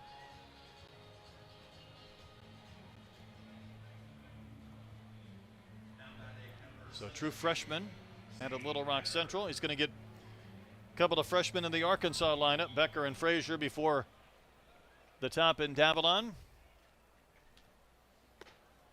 Becker now 1 for 2 in the game. It's an Arkansas team, as I mentioned, that since this homestand has started, raised its batting average 51 points. They've jumped up in several team categories. Razorbacks trying to win their 12th straight game. Good pitch and a wave and a miss. Trying to go to 16-1, and when you start to think, well, what does that mean and how does that rank up with other seasons? Big cut and a miss. A win would improve Arkansas, obviously, to 16-1. It would match their best 17-game start to a season in the Dave Van Horn era. That's pretty impressive. There's Hogs some really good teams. Yeah. 2005, they were 16-1. 2006, they were 16-1. But, just through the natural rhythms of our sport, you'll drop a game here or there. Wave and a miss. So Becker will K against Lawrence to begin this Arkansas 5th inning. Really nice job by Lawrence right there. Threw a couple of sliders on the outside corner, got ahead in the count, and then threw one just off the plate. You always talk about 2-strike pitches and being competitive. That was a great one right there. Well, there's your best starts, and that gets my attention. I was doing a Perfect Game college baseball show today, Troy, and Perfect Game is the one outlet that has not ranked Arkansas as high as others. And there's a ground ball to first off the bat of Frazier. It's going to result in and out. And there's 2 gone. I mean, as far as the rankings go, it is different. We talked about the Hogs being ranked 3rd. I think PG had them 8th. They were 3, 3, 5, 8, and 3 in some of the polls. And the Perfect Game folks said, well, maybe you've noticed that we've been a little bit late to move Arkansas up. And I said, well, yes. As a matter of fact, I have. He goes, well, so have your fans. They've let us know. And their point was, Arkansas had some frustration at the end of each of the last 2 years. And they kind of wanted to see it over an extended period of time. And Davalon steps in. He scored 2 more runs today, even though he doesn't have a hit. He's 0 for 2. But, I don't get too worked up. I don't think many people do about the rankings because it'll sort itself out as we go forward in this meat grinder of a conference schedule. Yeah, I think so. I think probably what those guys from Perfect Game were also looking at is, the offensive numbers has been lacking in the last few years for Arkansas. No doubt. And they're just like, okay, is this offense for real? And so far, it looks like it is. And again, that's got to translate, like you said, into SEC play with some elite pitching and some high velocity. But the Arkansas hitters got to hit off the Arkansas pitchers in the fall, and they had some success. Well, they do.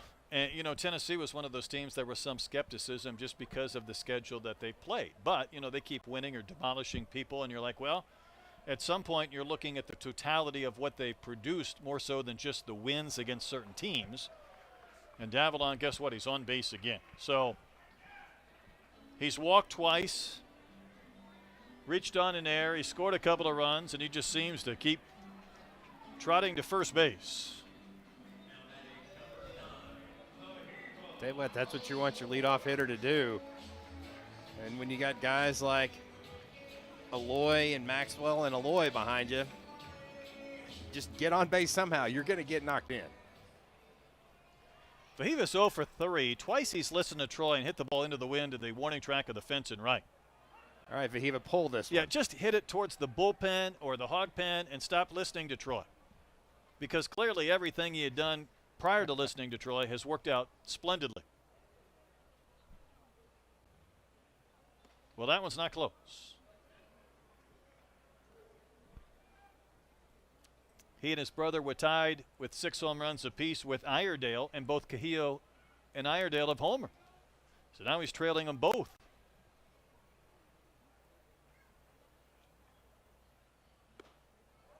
Pitch carries outside again, 2-1.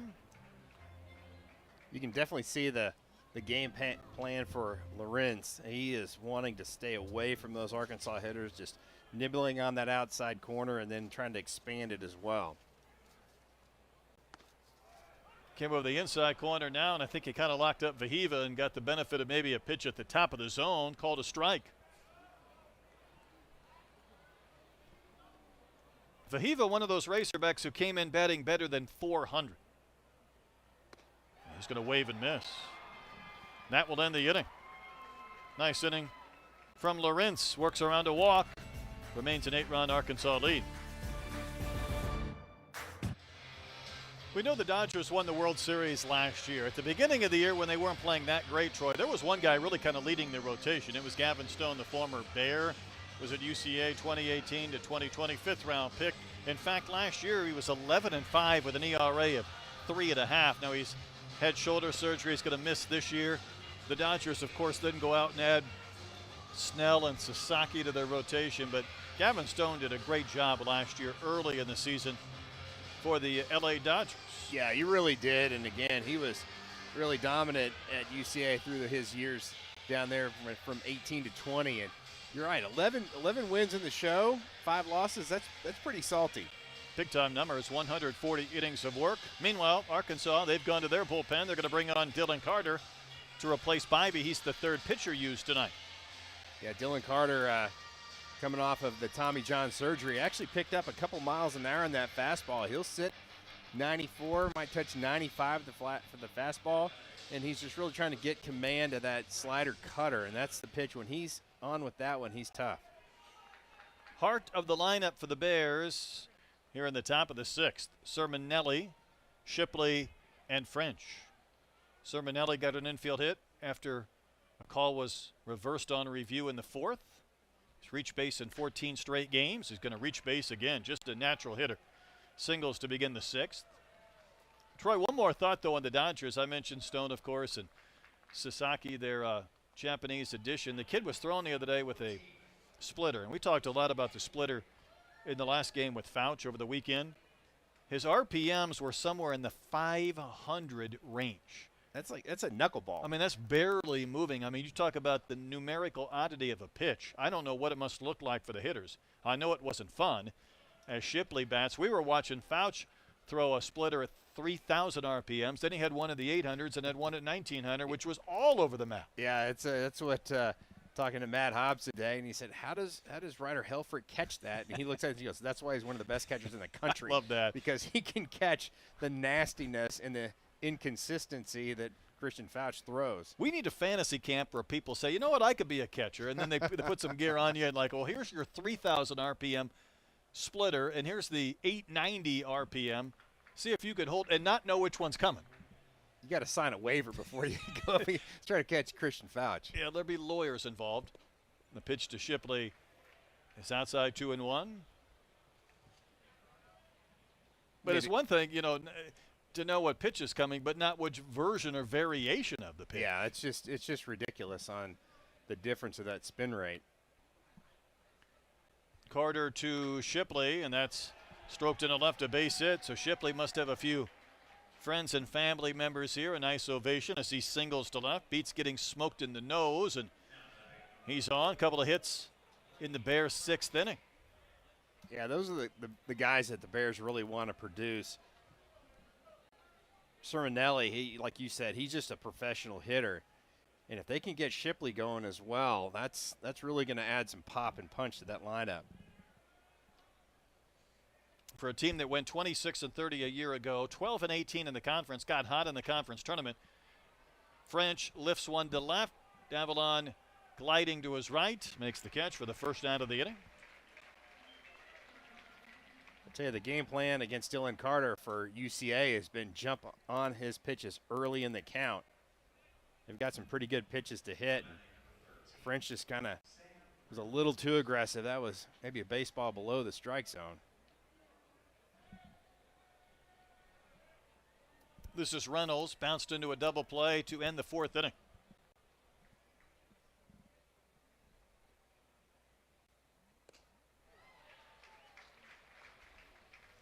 That's that cutter right there that when Carter can throw that pitch well, it just makes a big difference in his success. Might see him double up on that same pitch after that last swing by Reynolds. Mile high pop-up. Will it find the dugout? And it will. Literally the dugout. Sure did. Troy, there was a big leaguer, I don't know, 10, 15 years ago by the name of Mark Reynolds. And he was a big guy, 6'2", 6'3". He could hit bombs and he would swing and miss. And as I look at Sam Reynolds step in, that's a big guy that's going to hit some home runs, 6'4". There's some swing and miss too. Yeah, 4 bombs already this season, so the power is definitely there.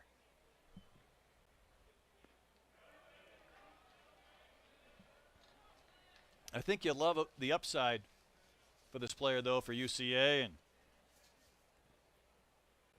Coach Harlan said this week just needs more at-bats. You know, you need to see more pitches. The more you see, the better you'll be. Negree's probably in that same category. Wave and a miss. Fastball at 96. That was some juice. That's a strikeout, 2 gone. I'm going to give him 97 on the track, man. You're going to round up. Yeah, round up. That's some juice right down the chute. That's power versus power, and I think that Reynolds thought he was maybe going to get something off speed. You can see that Dylan Carter just blew that one right past him. So a couple of singles against Carter to begin the inning before a flyout and a strikeout. This is Shaddle. He's K'd twice today and takes one up and in.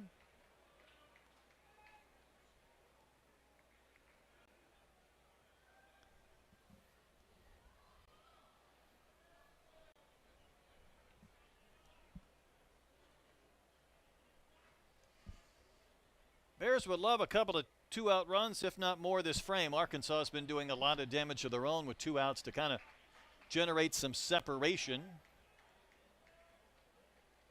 Shaddle out of Richardson, Texas, and Hill College. 30 starts a year ago. Had a couple of home runs. He's got himself in a hitter's count. See if he can't take advantage right here. 3 hits, couple of RBIs a year ago in this game against Arkansas. Was able to check at a quick appeal. Joshua Shippett says no swing.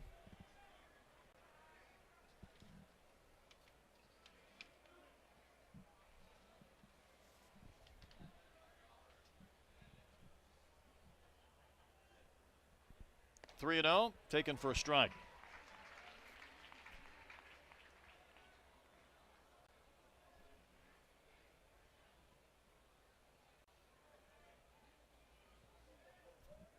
First inning of work for Dylan Carter. 3-1 is not close, so a walk will load the bases for Preston Curtis.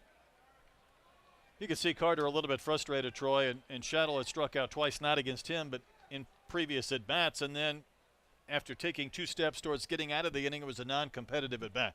Yeah, I think so, and you felt like that Dylan Carter kind of recalibrated in that inning. You always want to know how your pitcher's going to react after getting giving up a couple base hits early on in the inning, and it felt like he was going to bounce back out of it, but he's got an opportunity right here. Curtis chases one up and out of the zone. Well, that was a gift for Dylan Carter right there. That was a pitch way up and in. Curtis, a Carl Albert product.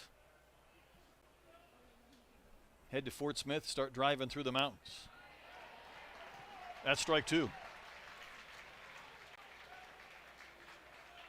After your Carter, just expand that one just a little bit farther off the plate. For Becker, you got to make sure that this ball is in the dirt. You've got to do everything you can to keep it in front. That's a reset for Dylan Carter, the one for every at-bat. Bases full of Bears, 2 outs and 2 strikes, and the pitch to Curtis. That's a swing, that's a K. Couple of strikeouts for Carter. And the Bears strand 3, and Carter not maybe happy with that inning, but he did make the big pitch to end it. Yeah, good bounce back for Dylan Carter. Walked the bases loaded and then came back and threw some nasty pitches. Really locked up the hitter on that last one. Well, Brett, the power has shown up for Arkansas. Brett Iredale got things going with a bullet out to left field. How about over 400 feet? Kahio Aloy wasn't going to be outdone. That was about 408 feet into left center. And how about Cam Kojal, the opposite field? Shot into the bullpen. Nice catch by the pitcher out there. And Arkansas with 3 bombs today. There might be more to come. This is what this Razorback offense has done in the last 5 games, averaging almost 4 homers a contest. It's been a long time since the Hogs have averaged 4 home runs per game. See Kahio Aloy standing. He'll be on deck batting second in this inning. New pitcher as well for the Bears. They've gone to the bullpen again. And I got to tell you what, this is kind of fun for me. This is Jackson Schwank. I watched this kid pitch when he was 10 years old. He was in the same Little League at the same time as my son. Oh, wow. That we were going up against. I think Will homered against him, by the way, but that was 100 years ago because he was playing up a couple of years. He was probably a 10-year-old playing with the 11 or 12s. Well, yeah, he's 6'6" now. How big was he at 11 or 12? Well, he was a big, Like strong 6 kid. foot?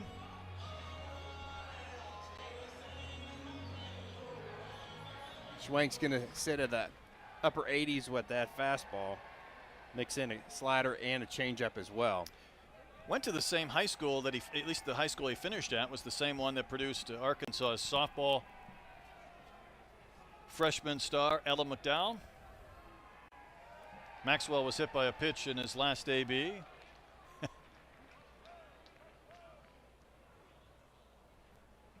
Schwank came through Bossier Parish Community College. You know, another kid that was playing at that time frame, I think that was probably 10 playing with the 12s, was a guy by the name of Andy Leon. And he's been the Friday night starter at Columbia in the Ivy League for 3 years. And I think he might be going to Duke next season. Good pitch for a strike. So there were a handful of young men that were on their way to some college success. If you're going to go from Columbia to Duke, I would have to assume he's a good student. He's a good student. No concerns there. 3-1 pitch in there for a strike. And it would have been the same Little League that produced Kevin Kopps. It's a good Little League. Randall Gritchick of the Diamondbacks. Fouled away by Maxwell. Stone Garrett of the Washington Nationals, at least last couple of years.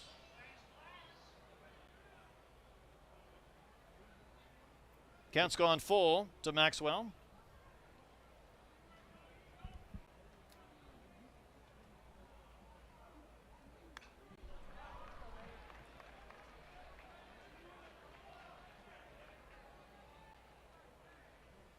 No easy challenge for Jackson with Maxwell, Aloy, and Iredale.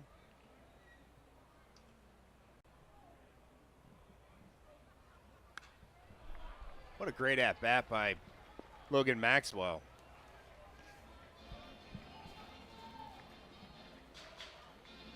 There's a certain calmness about Maxwell, isn't there? Yeah. Maturity, maybe? Yeah, a lot of not a lot of movement in that stance. really gives himself a lot of time for pitch recognition. Stroke to right. French has played deep all night. That ball caught him. So Schrank wins the battle, retires Maxwell. Now he gets Kahio Aloy. He scored 3 more runs today and had a 2-run homer. You know, DVH before he came to Arkansas was at Nebraska. And it was maybe a week ago that DVH compared Kahio's start to one of his former players at Nebraska, Ken Harvey, who was an all-star first baseman, a Golden Spikes Award finalist in 1999. Harvey was later an all-star for the Kansas City Royals. He said that Harvey was hitting about 500 going into May. Well, Kahio came in at 468, so now he's up to 479. We're a long ways away from May, but that's high praise, to say the least. I mean, it's just hard to hit 500 at any level. Hard chopper to third, right to Sermonelli. And Aloy's retired, and there's 2 gone. Nice job so far for Jackson Schwank. He has induced a fly ball and a ground ball, and he's just ready to cruise through this inning.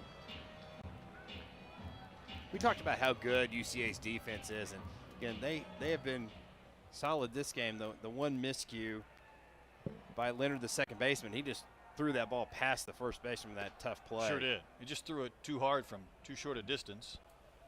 Iredale's knocked in 4 more runs today. You see the home run, the 2-run single in the 4th. He had 11 runs batted in against the Pilots last weekend and already 4 RBIs midweek. Good pitch for a strike. Paper had a note that his 11 RBIs against the Pilots were the most by a Razorback in a 3-game series during the DVH era. Wow. Caden Wallace had 13 in a 4-game series against UIC. Well, he had 11 in 3 games, and then he's tacked on 4 more this evening. Yeah, they knew they had a talent. Got him out of New Mexico junior college, and boy, he has translated very well to Division I. Breaking ball didn't quite roll in the way he wanted to. 3-1. I just love the way he stays behind the ball. He almost gets him a good lean and drive as he hits that baseball. Iredale couldn't quite get on top of that one. Fouled back, count's gone full. I think if you think about the term launch angle, that's Brent Iredale. And strength. Aussie strength.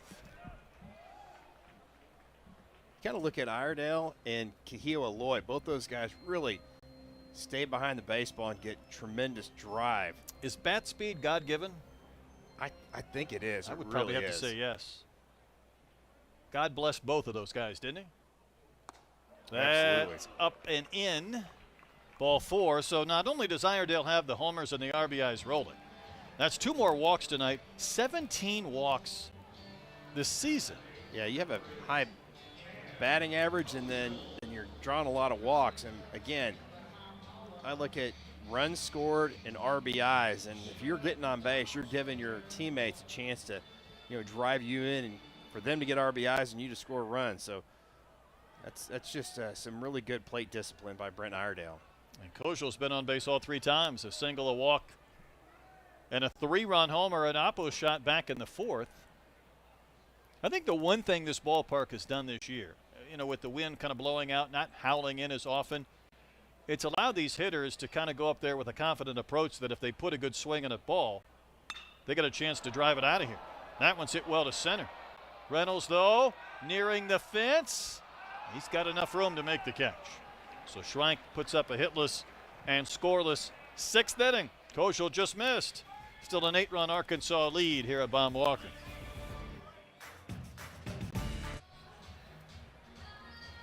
Boy, the Hog Pen's still packed tonight. For this midweek game, 9-1 Arkansas in front. Hogs did a lot of damage in that 2nd, 3rd, and 4th inning stretch. Middle of the lineup has also done quite a bit of damage.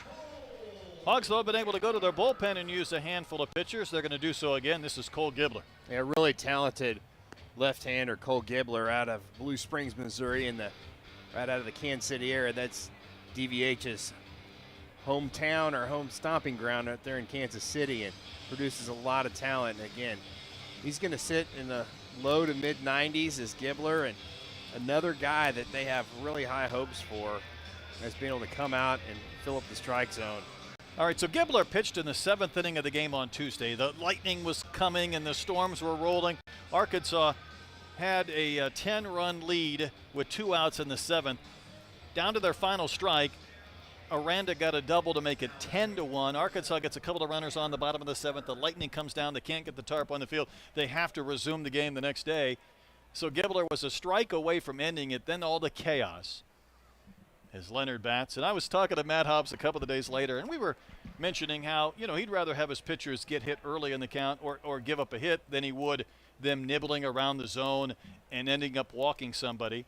And I said, well, what about Gibbler? And he's a mild-mannered guy, and I got him all fired up. He's like, we were a strike away with the lightning coming down. And he left a pitch in the middle of the zone, which is not what he wanted to do, of course.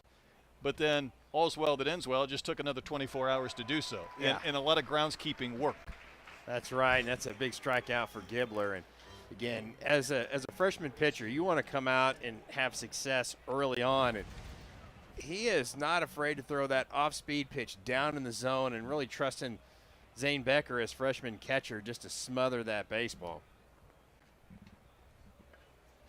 Back to the top of the lineup for Allen. Yeah, you're right, Brett. Matt Hobbs doesn't get worked up very often, but yeah, he's pretty mellow. When it comes out, it comes out pretty boldly. Because that might have been the one exception to the norm when you're one strike away from ending a game and there's lightning, and we didn't soldier on more than about 3 minutes, and the thunder and the lightning cracks were everywhere.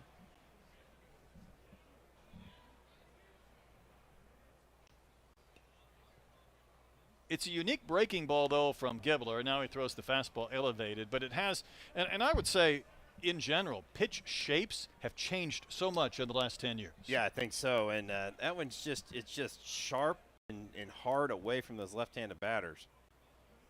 The days of the old curveball are a little bit different. That may have been it, too. I mean, it has kind of almost change-up fall. Yeah, almost kind of looks a little bit cutterish. 3-1 the count. That's at the bottom of the zone, but low for ball 4 to Zeb Allen, who reaches base for the first time. If you're going to miss, if you're Gibbler, that's where you want to miss, down in the zone.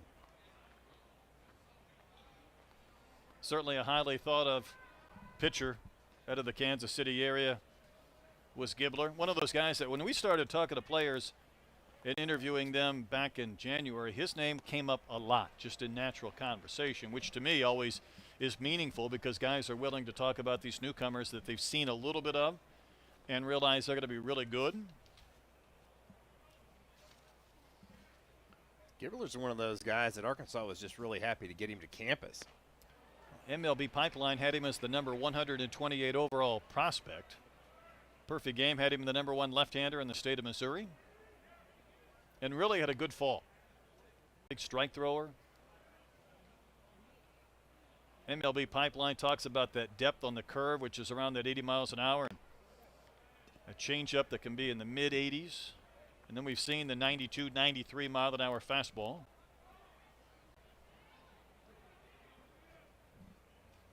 This is a tough part of the Bears' order, so Gibbler wants to make sure that he doesn't leave anything out over the middle of the plate. Good pitch.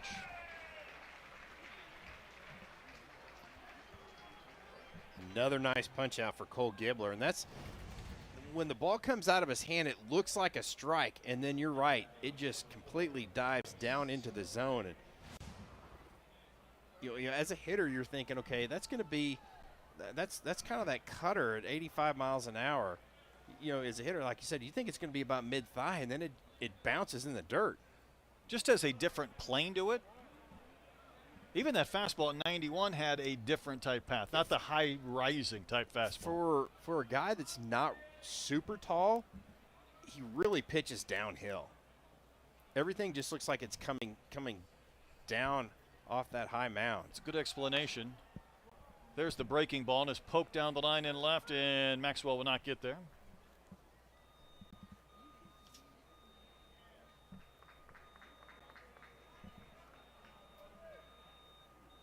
Bears got their run in the fourth. They've stranded 7 today and hit into a double play.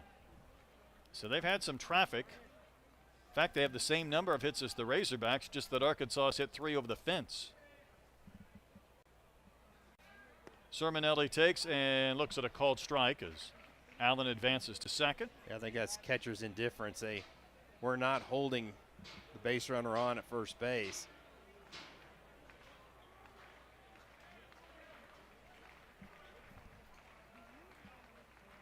Sermonelli has a couple of hits already. Might have another one. Past Aloy, Allen will turn third and score. That's the second run of the night by the Bears. A 3-hit night for Bryce Sermonelli. He just puts the ball in play. Yeah, he just does a great job of taking that pitch. Brett, that's about 2 baseballs out of the strike zone, and he just shot it right past Aloy. That's just picture perfect hitting. I think Vahiba thought that ball wasn't hit as hard as it was. I mean, maybe it had some funky spin on it. It somehow got past him. Shipley takes, that's a strike on the inside corner. Casey singled back in the 6th, but was stranded. So now the Bears have more hits than the Razorbacks, but they're trailing 9-2. Well, the stolen base / catcher's indifference really is what allowed that run to score.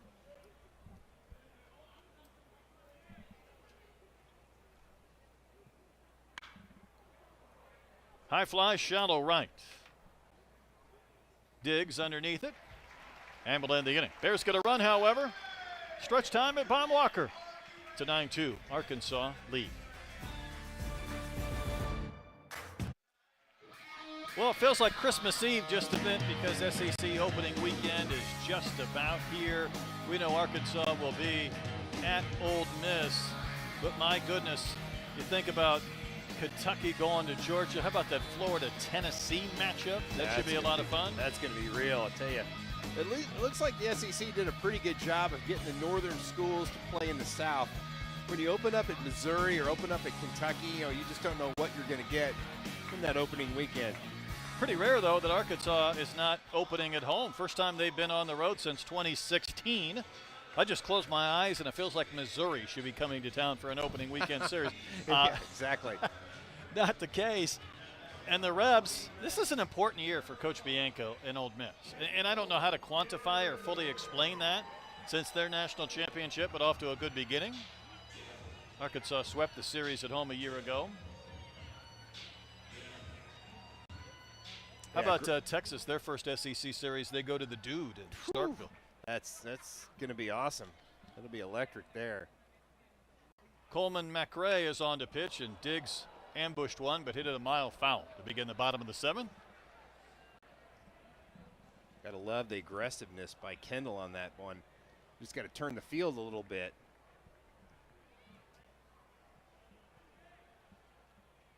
Kendall's 0 for 2.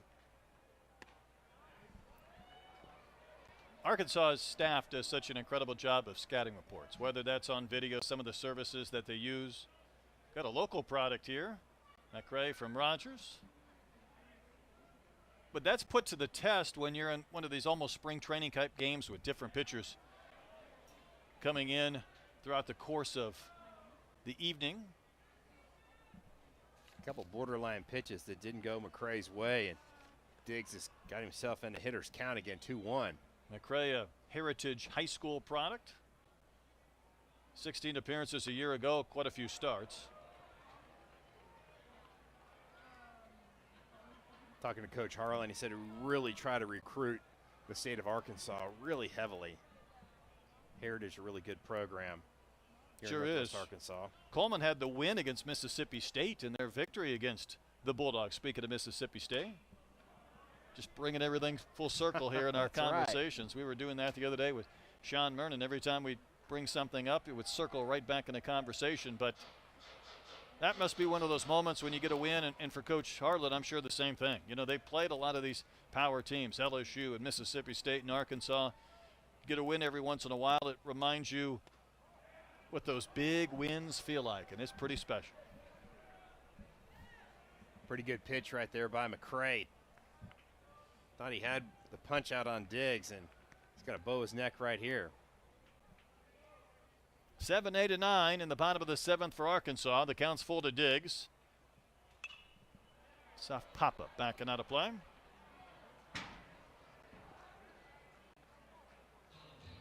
Boy, so far McCrae's been competitive on everything he's thrown at Diggs. I mean, right around that strike zone.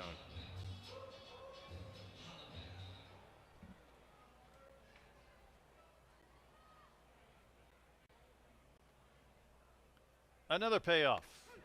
Strike 3 called. Diggs was hoping that was ball 4. Trackman had it in the box. McCrae makes a big pitch to Kay, the first batter he faces in the bottom of the 7th. Yeah, it's one of those pitches out of the hand of the pitcher. If you're Kendall Diggs, you think it's going to be a ball, and it just kind of nibbles that outside corner. You can see McCrae was pretty fired up about that one. Diggs thought he had himself a walk, and that little slight look back. That's just a great pitch. And it brings up Becker, who singled in his first at bat, 1 for 3, starting instead of Ryder Helfrich here midweek. It'll be interesting to see if Helfrich then might catch all 3 games at Ole Miss, or whether Becker will get a crack here or there.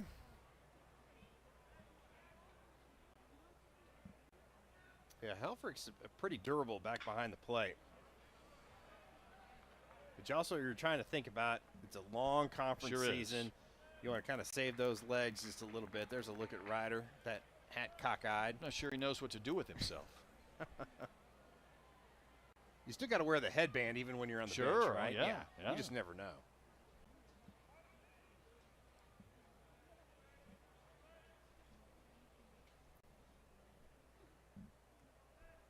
Oh, and 2 to Becker. Really kind of goes into a squat in that stance. He's squatting whatever he does, batting or catching. He might reach. The throw beats him. That time, Shadow didn't move from the inside, staying on that white base.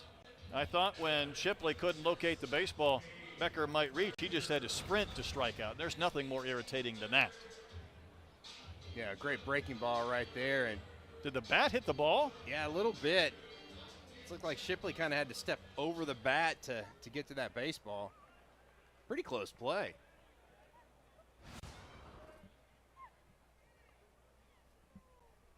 Frazier's 0 for 3. That's the one that Gabe wants back right there. Real aggressive swing, but just missed it. That was a pitch to hit. Frazier starting instead of Souza. Pitch is down and out.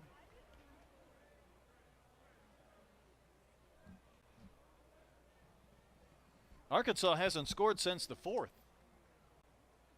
Scored all 9 of their runs in a 3-inning span. Wave and a miss. Of course, Frazier finished the game the other day for Vahiva Loy. Souza moved from second to short. Frazier got an at bat and grounded out.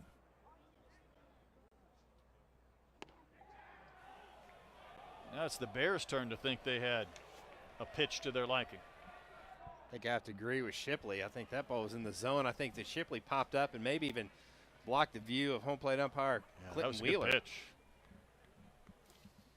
If you're McCrae, you hate that you didn't get that punch out, set down the lineup in order. Ricochet around the Razorback dugout. I mean, that'd be something to come in here and strike out all 3 that you face.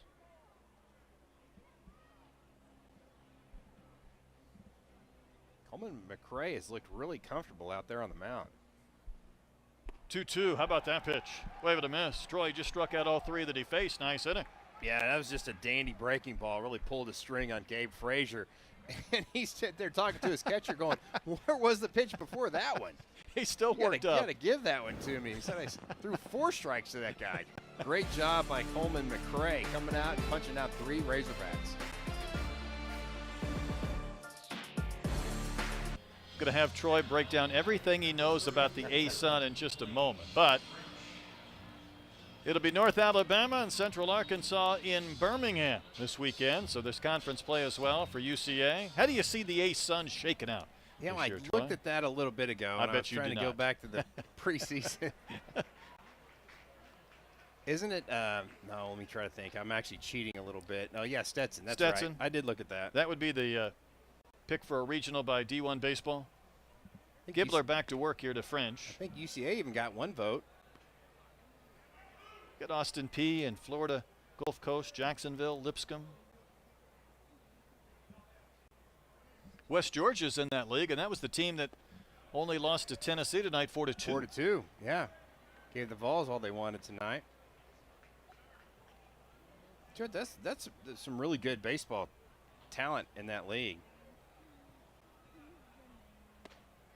Did French offer? He did. Yeah, Stetson's been a long-time baseball program. You know, you could see why they would be at the top of the list. Florida Gulf Coast, they've kind of made a name for themselves the last few years. Cole Gibbler kind of fighting himself a little bit out there on the mound. Of course, Jacob deGrom on the top of that list of Stetson players. 3-2 the count to French. Wave it a miss. That's the third K for Gibbler in an inning and a third. Really like Gibbler just going back to the fastball.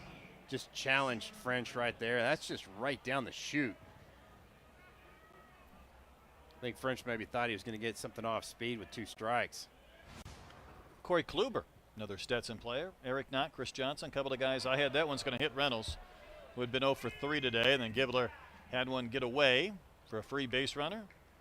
Tell you what, when we get to the end of this season in college baseball, I think we're going to look back and we're going to say never have we seen exit velocities consistently as high as we saw this year. And then I don't know if it's part of the process. I think we'll say we've never seen this many hit batters in the last decade or so, too. Absolutely.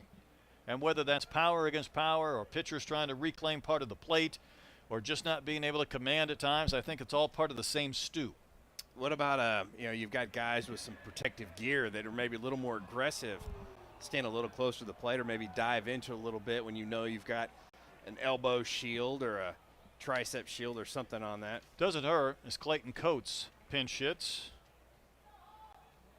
Another California native. This is another Sacramento State product.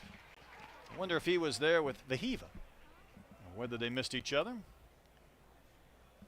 Clayton Coates is the only transfer that Nick Harlan has. He's normally a catcher. Sees that big brace on his knee, and he said he hurt his knee, so he can't catch right now. But a guy that can really swing the bat. He's played at Sacramento State, Sacramento City College, Sierra College, and UT Permian Basin. That means this is 5 schools? Yeah. Strike called. Gibbler really going back to the fastball in this inning and just pounded the inside part of the strike zone. That's just a great pitch right there by Cole Gibbler. Strikeout man's been busy. Well, that's a There's really some ride, isn't there? Run. He does a good job of hiding the baseball, and it just seems like there's a lot of angle when that ball comes in. And almost like it's coming from the second baseman into home plate instead of from the pitcher's mound. There's a different path. There's a different shape. Preston Curtis was hit by a pitch way back in the 5th. Takes one a little bit in. 2-0.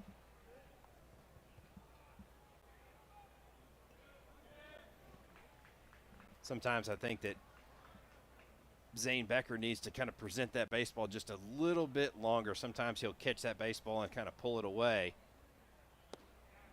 That's a better job right there. He listened. I know. He's a coachable young man. Don't let me talk to Vahiva Lloyd. No, stay away from him, would you? Stay away from Vahiva. Not even a friendly hello or nothing? Nope. Nothing, okay. 3-1.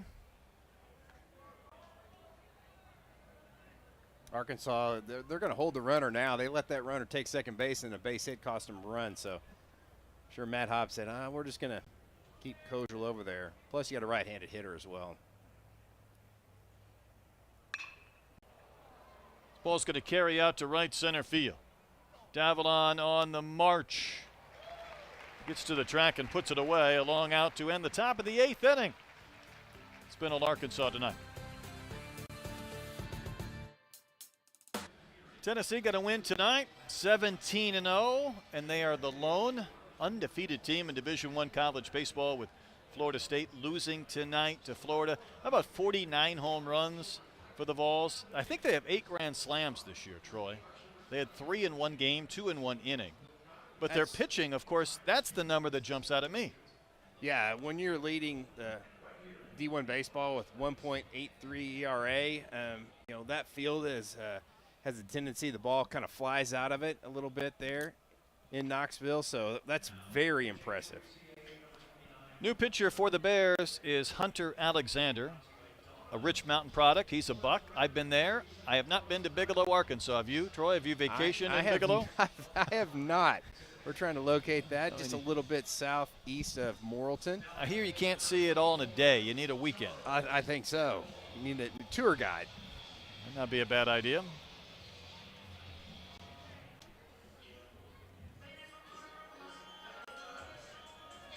I believe this is 7 pitchers used by the Bears. Titlow went 2, and then I think it's been an inning for others. This is Davalon, top of the lineup. Drives one to center. Reynolds with room. Makes the catch. So here's the test for you. What's just give me a ballpark of the population of Bigelow, Arkansas. 600. How about 358? You were close. Wasn't that far off.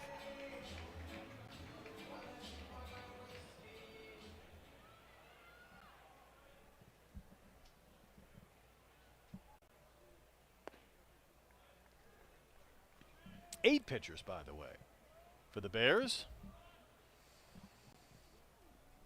Arkansas has had some loud outs in this game. You can go back and look at the tape. They've still been out hit by UCA tonight. A chopper to short and agree. And Shadow can't scoop it. And Vahiva will reach, albeit on an 0 for 5 night. Yeah, I think that's one of those balls that McGree just kind of needs to play through it a little bit more. You always think about guys at shortstop like a Derek Jeter that just had all his momentum going toward first base when he fielded the ball, and it just made that throw so much easier. It's almost kind of like a guy shooting a three-pointer and you had a little momentum carrying toward the basket. It was not an easy pick at first, to say the least. And Maxwell takes one down and in. Maxwell's 0 for 3, so to see Vahiva 0 for 5 and Maxwell 0 for 3 looks a little bit different compared to some of the onslaughts of runs and offense that Arkansas produced over this last week and in this homestand. A pitcher's pitch right there for Alexander.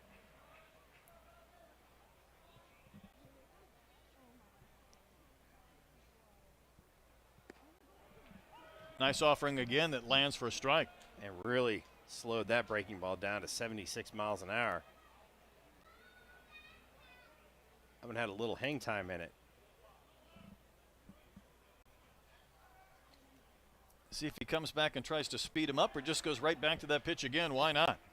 Yeah, just great location down and in. Just really locked up Logan Maxwell. This starts on the inside corner, just knifes in down by Maxwell's back foot. You can see a little head nod from Shipley, the catcher, going, yep, that's where I wanted that one.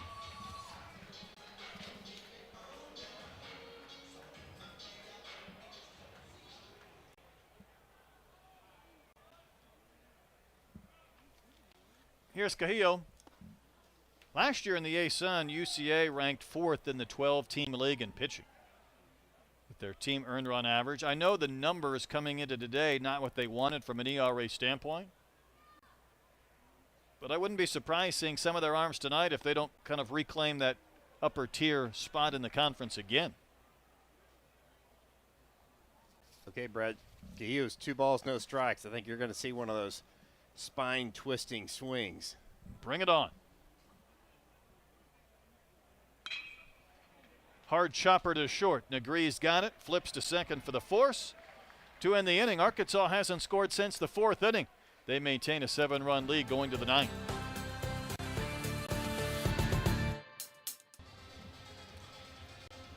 Interesting line score tonight. A lot of damage done by the Razorbacks early. Not so much, quite frankly, nothing after the 4th inning. We're on to the 13th pitcher used in this game, and Will McIntyre. Yeah, nice baker's dozen for pitchers tonight. And Will McIntyre is a guy that DVH and Matt Hobbs really trust a lot. Throws a lot of strikes. The fastball has got a tick or two faster. He'll be up at 90-91 with that fastball. And the cutter's always there, and he can spot that one up really well. So he's been really trying to use the fastball to kind of pitch into those right-handers and keep him from cheating on that cutter on the outside corner. See the win for Will this year. About a week ago, maybe about a week and a half ago, among all active pitchers in the SEC, he had more wins than anybody else in the conference. Wow. Which was a little bit unusual because at 17, it's not a huge number. And, of course, he's been used in roles where you normally don't pick up wins per se, not necessarily a starter. But a Texas pitcher, Ruger Rioso, or Rios, I'm not sure exactly the pronunciation. He's now 3-0. He's picked up a couple of wins in the last week, so he's jumped up to 18 wins. Okay. And now Will is second with his 17.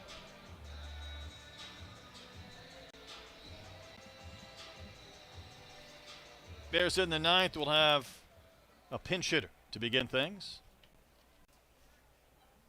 This is Noah Goodshield from Cave Springs, Arkansas, Rogers High School. Every game means something to somebody, and there's a few Northwest Arkansas kids getting into an action here at Baumwalker Stadium tonight. Yeah, it's got to be a real big moment for Goodshield. Tough couple pitches right there. The breaking ball away and the fastball up and in. Going to roll one up the middle. Aloy back from the center field grass. How about that strike? And Koschel kept his foot in the bag. Goodshield probably thought he had himself a hit at Baumwalker. And Vahiva Aloy says, not tonight, not on a 0-for-5 night. Watch me take a hit away from somebody else. That's just a great job by Vahiva Aloy, not taking his lack of offense into the field defensively, and just made a great play right there. And Cam Koschel got every bit of that 6-foot frame to get that spear of that ball and keep that toe on the bag.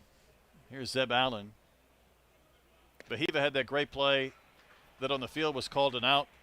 Back in the fourth inning, they went to review and they overruled it and gave Sermonelli the hit. But I talked then about him finishing these great plays. You not only get there, you make the scoop, but then you get that throw to first in time to get an out. Kind of the next step or progression maybe. Yeah, it's so hard because all your momentum is kind of taking you out to right field, and then you have to throw across your body and just try to get enough on it and then make that throw accurate. That's just it. Try and get enough on that throw and not require your first baseman to scoop it or pick it. Again, nice job by McIntyre. Really kind of pitching that inner third of the plate. That's what he kind of lacked a season ago. 1-2 to Allen. There they come, Troy, those hit batters. And it's the two-strike hit batters. It cuts him. That shield on that one sounded like some plastic being hit on that one. Yeah, you hate the hit by pitch at all, but then when you hit a guy with two strikes as a pitcher, you're a little frustrated with yourself. That's 3 Bears tonight that have reached via the HBP. Arkansas had a pair. Negri got hits in his first 2 at-bats, 2 for 4, and Becker will block that one. Arkansas will be off to Ole Miss this weekend, and conference play will ratchet up around the SEC. Going to be a little bit different again that Arkansas is not at home for that opening weekend, but nonetheless, maybe an opportunity to get off to a good start. Softball started their league campaign at Ole Miss and dropped the first 2 games before they put up about 1 million runs on Sunday. And fouled away. The game on Friday starts at 6:30. All 3 games this weekend will be on SEC Network Plus. Saturday an afternoon game at 1:30 and Sunday at 1:30.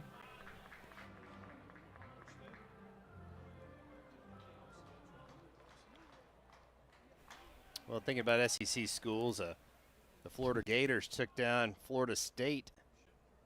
So now there's only one Division I team that's undefeated. That will be the Tennessee Volunteers.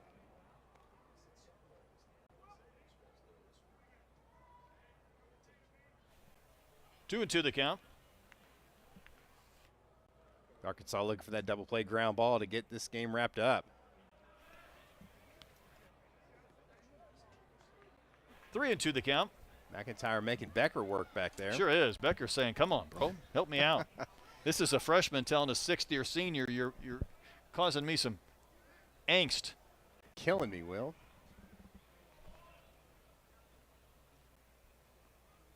Three-two pitch located for strike 3. Perfectly placed at the knees inside corner. Watch Becker do a great job of presenting that baseball. That's a really nice job. I'm not sure how you find a strike in that stance, but McIntyre nailed it. That is called the crouch right there. Spread out by Negri. Sermonelli has 3 of the 13 hits in this game. He fouls one away, so he has a chance for a 4-hit game. And I mentioned a year ago against Arkansas, he had 2 hits and 3 runs batted in. So 3 hits and an RBI this evening. I think you just got to jam Sermonelli because he has that, pulls those hands inside the baseball and kind of inside outs everything.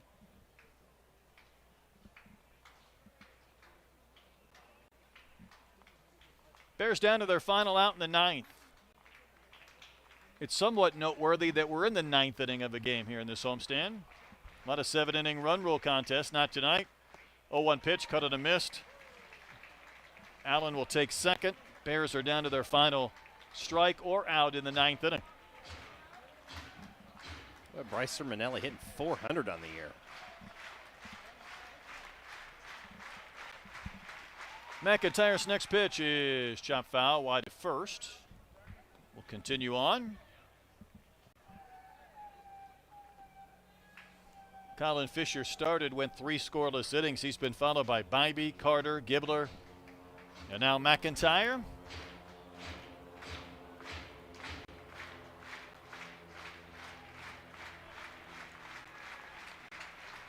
Bears again down to their final strike. At the knee, strike 3 called. Back-to-back Ks by McIntyre to end the game. And the Razorbacks win it 9-2. That is 12 straight wins, a dandy dozen for the Hogs. Yeah, just a really good job by Will McIntyre. Spotting that fastball in the outside corner. That is the bottom part of the zone, and great job by the freshman Zane Becker. Good presentation right there. You're going to get that call when your catcher sticks it. That's a borderline pitch. Sermonelli didn't like it. That's a big win for Arkansas. Just continuing to take care of business at home, Brett. And Troy, that's a win with just 6 hits. But 3 of those hits ended up on the other side of a fence. Yeah, when you're hitting bombs, good things happen. But Arkansas is really primed to go into SEC play. The bats are doing well. The arms on the bump are really producing. And I'll tell you what, it's going to be a fun year for Arkansas fans. We'll be back for the Oral Roberts game next Tuesday after the Hogs come back from Ole Miss. Razorbacks 16-1. For Troy Eklund and our entire crew, I'm Brett Dolan, thanking you for tuning in. Once again, our final score, the Razorbacks take down the Bears 9-2. Good night, everyone.